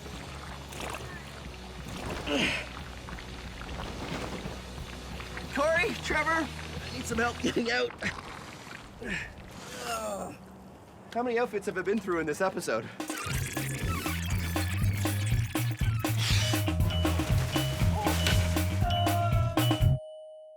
How many outfits have I been through in this episode? Anybody have a towel? There you go. Thanks, buddy. That's great.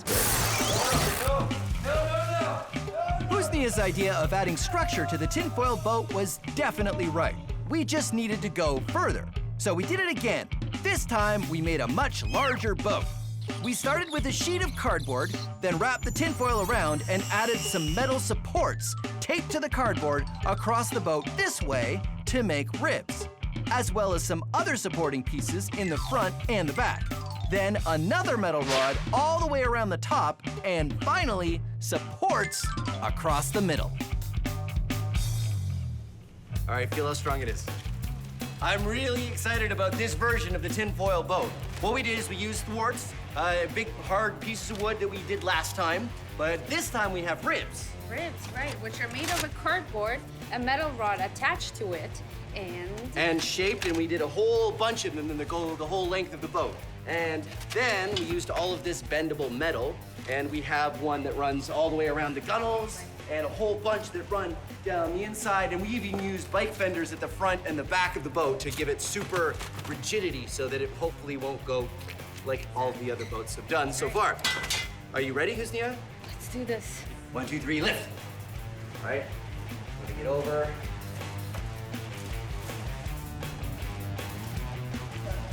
It floats, but that doesn't tell us anything because they've all floated at this point. It's only when I get into it. Okay, here we go. All right.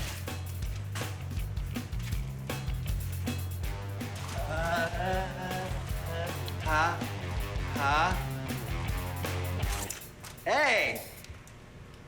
Hey, it works! All right. Oh, it's working. Ha ha ha ha! Look at that! It works perfectly. The tinfoil boat experiment has been done.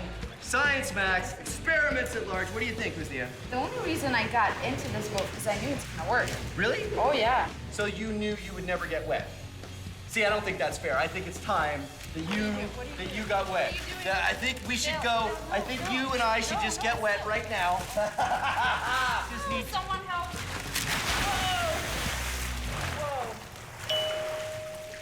You're still dry, aren't you? That is so unfair. Science Max is a show where we take small experiments and do them big. If you want to try these experiments yourself, go to our website for instructions. But not all the experiments on Science Max are the kind you should try at home. This one, yes. This, no. Try this, don't try this. A big yes, a big no. I don't know how you could possibly do this one at home. And remember, if you're ever not sure, ask an adult. Thanks for watching Science Max Experiments at Large. Greetings, Science Maximites. My name is Phil McCordick, and the name of the show is Science Max Experiments at Large. Today, we're taking a closer look at chemistry. Ooh. Chemistry is the science of atoms and molecules, the things that make up all matter, and how they interact with each other. Take, for example, this glow stick. Actually, don't take it, because I kind of need it. The glow stick doesn't glow until you, The glow stick doesn't glow until you break the barrier and mix the two chemicals, and they start to glow. Huh? Pretty cool, huh? Chemistry. Now, the chemical reaction we're looking at today is the old vinegar and baking soda volcano. But this reaction doesn't have anything to do with volcanoes. It's chemistry. Now, this experiment is totally safe, but I do recommend you get an adult's permission before you do it because it's very messy. Yeah.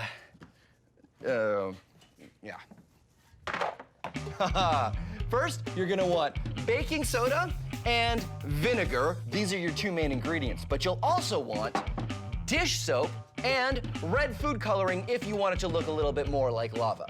Now, I like to mix the baking soda, red food coloring, and dish soap together with a little warm water, so all you have to do is add the vinegar. And when you do, this is what happens.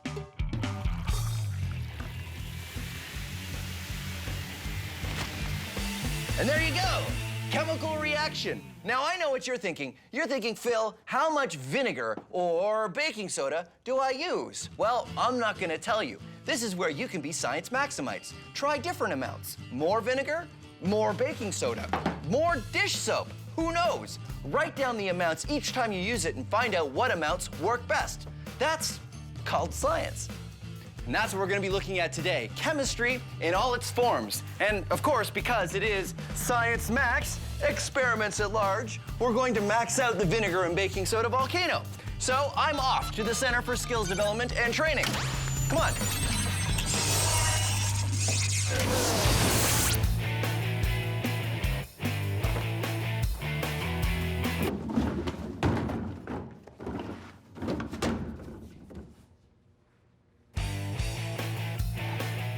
Hey, Talina. Hi, Phil. How you doing? Good, how are you? Good. This is Talina. She's going for her PhD in chemistry from McMaster, right? Yeah. Awesome, which means you can help me max out the baking soda and vinegar. We need vinegar. You grab that vinegar and vinegar volcano. So what happens when we mix these two chemicals? Well, vinegar is an acid and baking soda is a base, and when you mix them, they neutralize each other to produce carbon dioxide and water as a byproduct. So acids and bases are kind of like opposites. Yep. So I guess that makes sense. When you put them together, crazy stuff happens. Yeah. Awesome, chemistry. Okay, so I want to use this much vinegar and this much baking soda. What's with the fish tank? The fish tank is where I want to mix it all together. What do you think? Awesome. Maxed out. Okay, let's move the fish tank somewhere where we won't make a huge mess. It's a little heavy with all that. We gotta. No, we're gonna have to take a couple trips. That's kind of heavy. Okay, so we'll take this and that, and then this, and that. No, hold on. I can do it. Just one more. Okay, good. Okay, good. Yeah. I took too much. Uh-oh.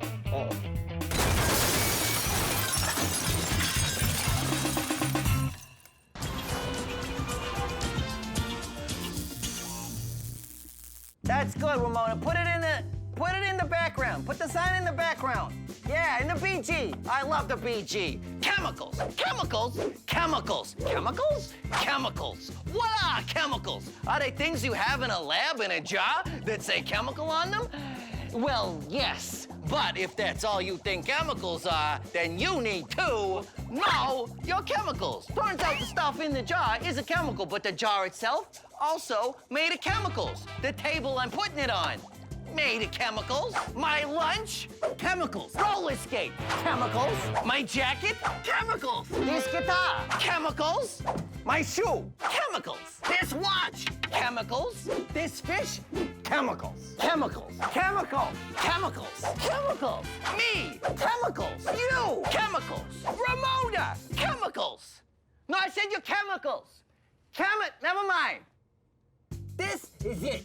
The periodic table of the elements. All matter in the universe is made up of these pure elements. They go together in different ways to make up everything. All matter. Think of it like building blocks. These little atoms are some of the elements on this periodic table. You got 1 oxygen, 2 hydrogen, bam, you got a water molecule.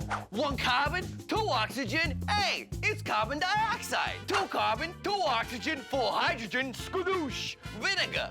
1 sodium, 1 chlorine, hey, that's salt. All matter in the universe is just the stuff on here combining into these. And now, you know your chemicals.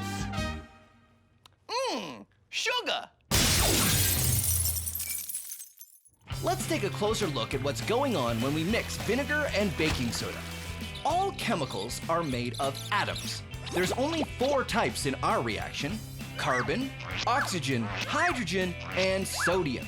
When they go together like this is a molecule of vinegar, or acetic acid.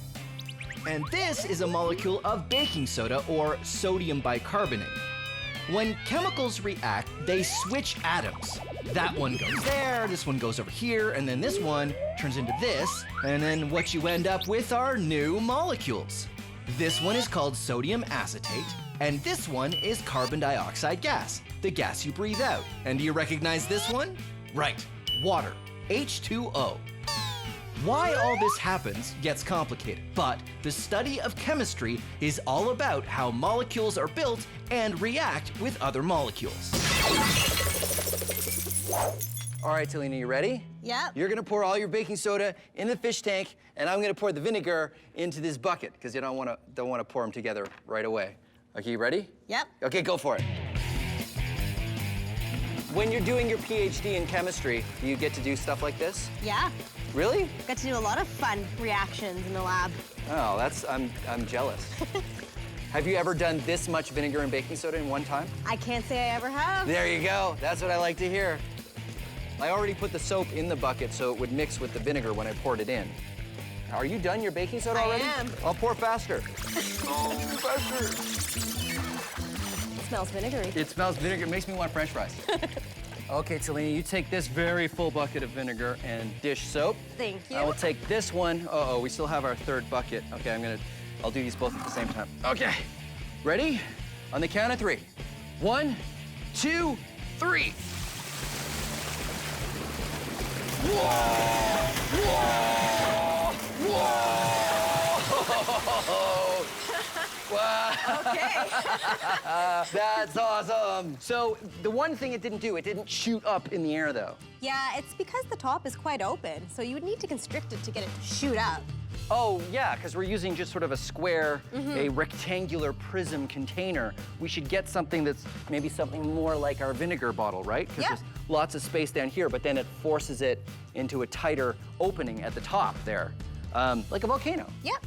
And what else can we do to make it even more powerful, to max it out? Vinegar is only 5% acid, the rest is water, so you could try using 100%.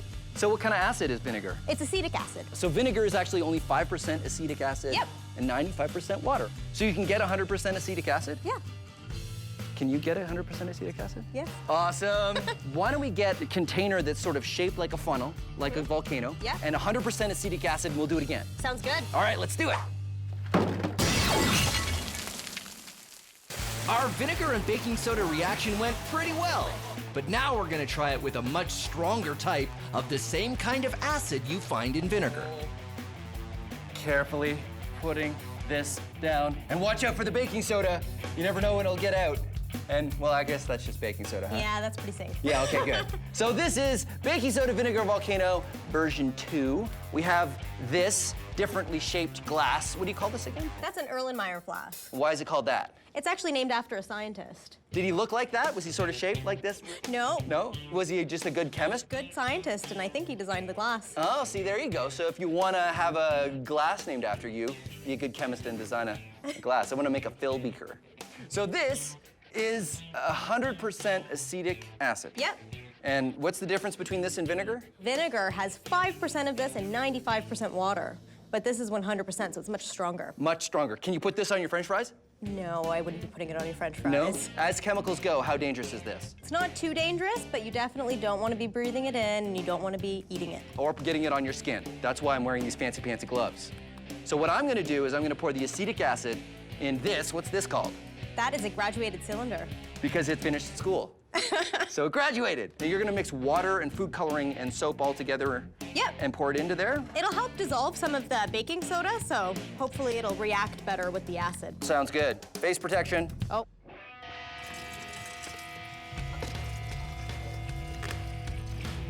All right, that's good. And now, when we do it, I want to add the funnel at the end to like accentuate the concentration of, but I don't know if it's gonna go so fast that I won't be able to get it in there, but we'll try it. Try it. Vinegar baking soda volcano version 2.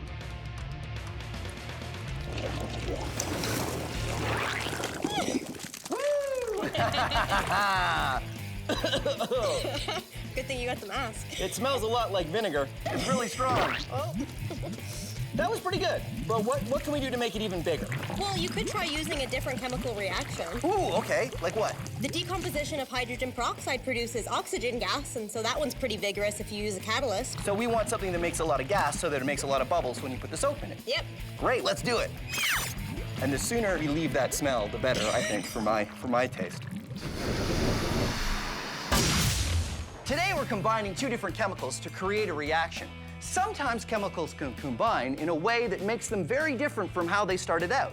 For example, this is sodium, or Na on the periodic table. Now, the sodium tablets are in mineral oil because sodium reacts very strongly with water, even the water in the air, or especially the water in my skin. Watch what happens when I drop a sodium tablet into this beaker of water.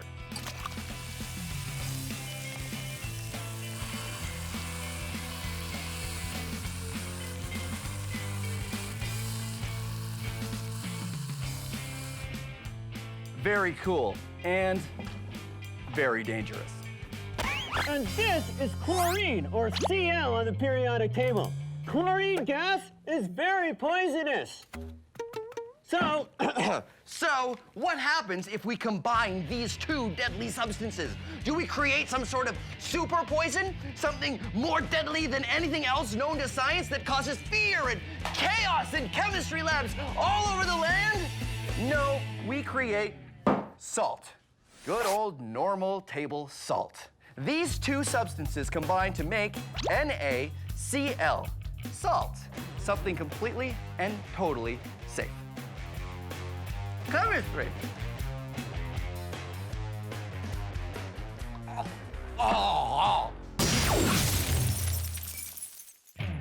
We've gone from vinegar and baking soda to 100% acetic acid in baking soda, and now we're doing the Vinegar and baking soda volcano version 3. No longer vinegar and baking soda. Nope. What are we using this time? So here we have some hydrogen peroxide. Oh, that's the stuff you use at home to put on a cut, right? Yeah, but the stuff at home's only 3%. This one's 30. So much stronger, Much- 10 times stronger. Yes. And is this more dangerous? It's definitely corrosive, so wear your gloves. Corrosive means it could eat your skin, It can burn your skin a little which bit. is why we're wearing gloves and blast shield.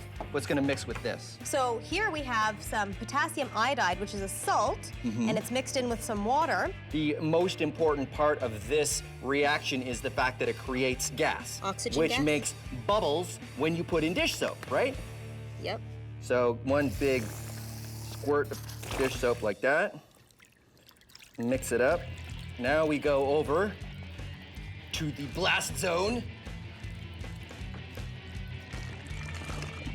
That's plenty. All right.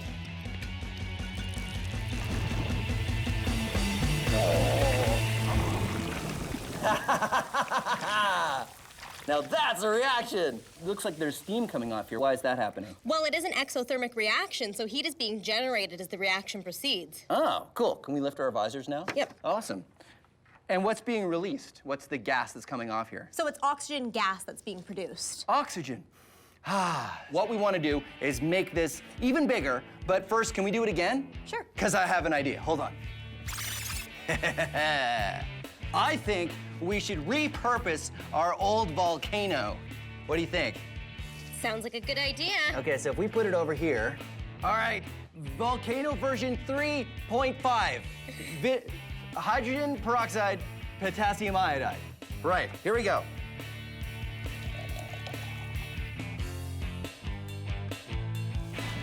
Whoa! Looks like lava. Whoa! Look at that. Now that is a big volcano eruption. Just covered the town. That is completely, yes. That town is gonna be very clean because it's all soap bubbles. It's the cleanest volcano this side of Science Maxville. So I still think we can do this bigger, though, right? I agree. Oh, I know. What if we use some sort of a tube, like maybe one of these, right? And then we attach it to like an air compressor. I think you'd get some height. Yeah, and we go outside. The atom in 60 seconds.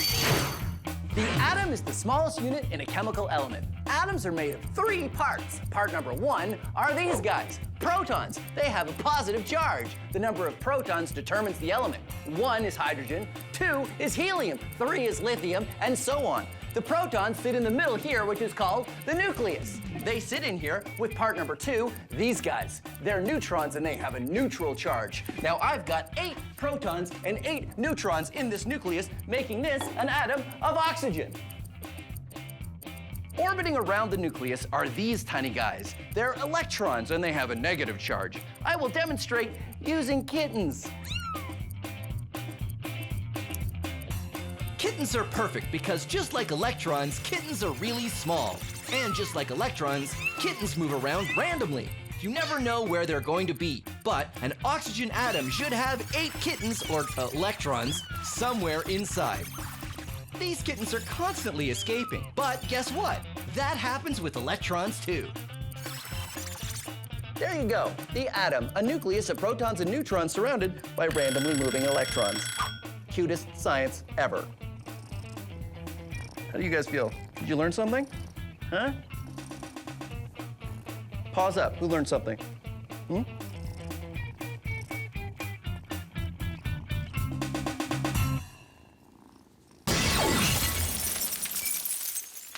Talina and I have made a bunch of chemical reactions, but in our quest to max things out, we've got a new plan. Hydrogen peroxide and potassium iodide create gas. One way to max out the reaction is to contain the gas in something like a tube. We're gonna put the hydrogen peroxide in the tube first. Then we're gonna put in the potassium iodide in the top through a one-way valve. Then we're gonna pressurize the container. When it finally reacts, it will shoot up through the valve and we'll see how high we can get our stream of bubbles to go. But be warned, capping anything and not letting it escape is never a good idea. So we've got a release valve to make sure things work out. This is one of those experiments that's definitely on the list of don't try this at home. Vinegar baking soda volcano version 4. Hydrogen peroxide, potassium iodide. And what we're gonna do this time is we're gonna put it in this tube. Hydrogen peroxide goes in here. And we've got, Talina, do you have the potassium iodide in syringes? Yep, 2 syringes full. 2 syringes full. About there is good. And then soap. Good amount of soap in there. And so what we're gonna do is we're gonna close this off and tighten it up. And then we're gonna pressurize the whole system. And then we're gonna add the potassium iodide. And it's going to be spectacular, we hope. Okay, that's on tight. This is all good. Putting this down here. And potassium iodide goes in here. Ready? Puts down. Ready? 1, 2, 3, go. And we back away slowly. Whoa! Whoa!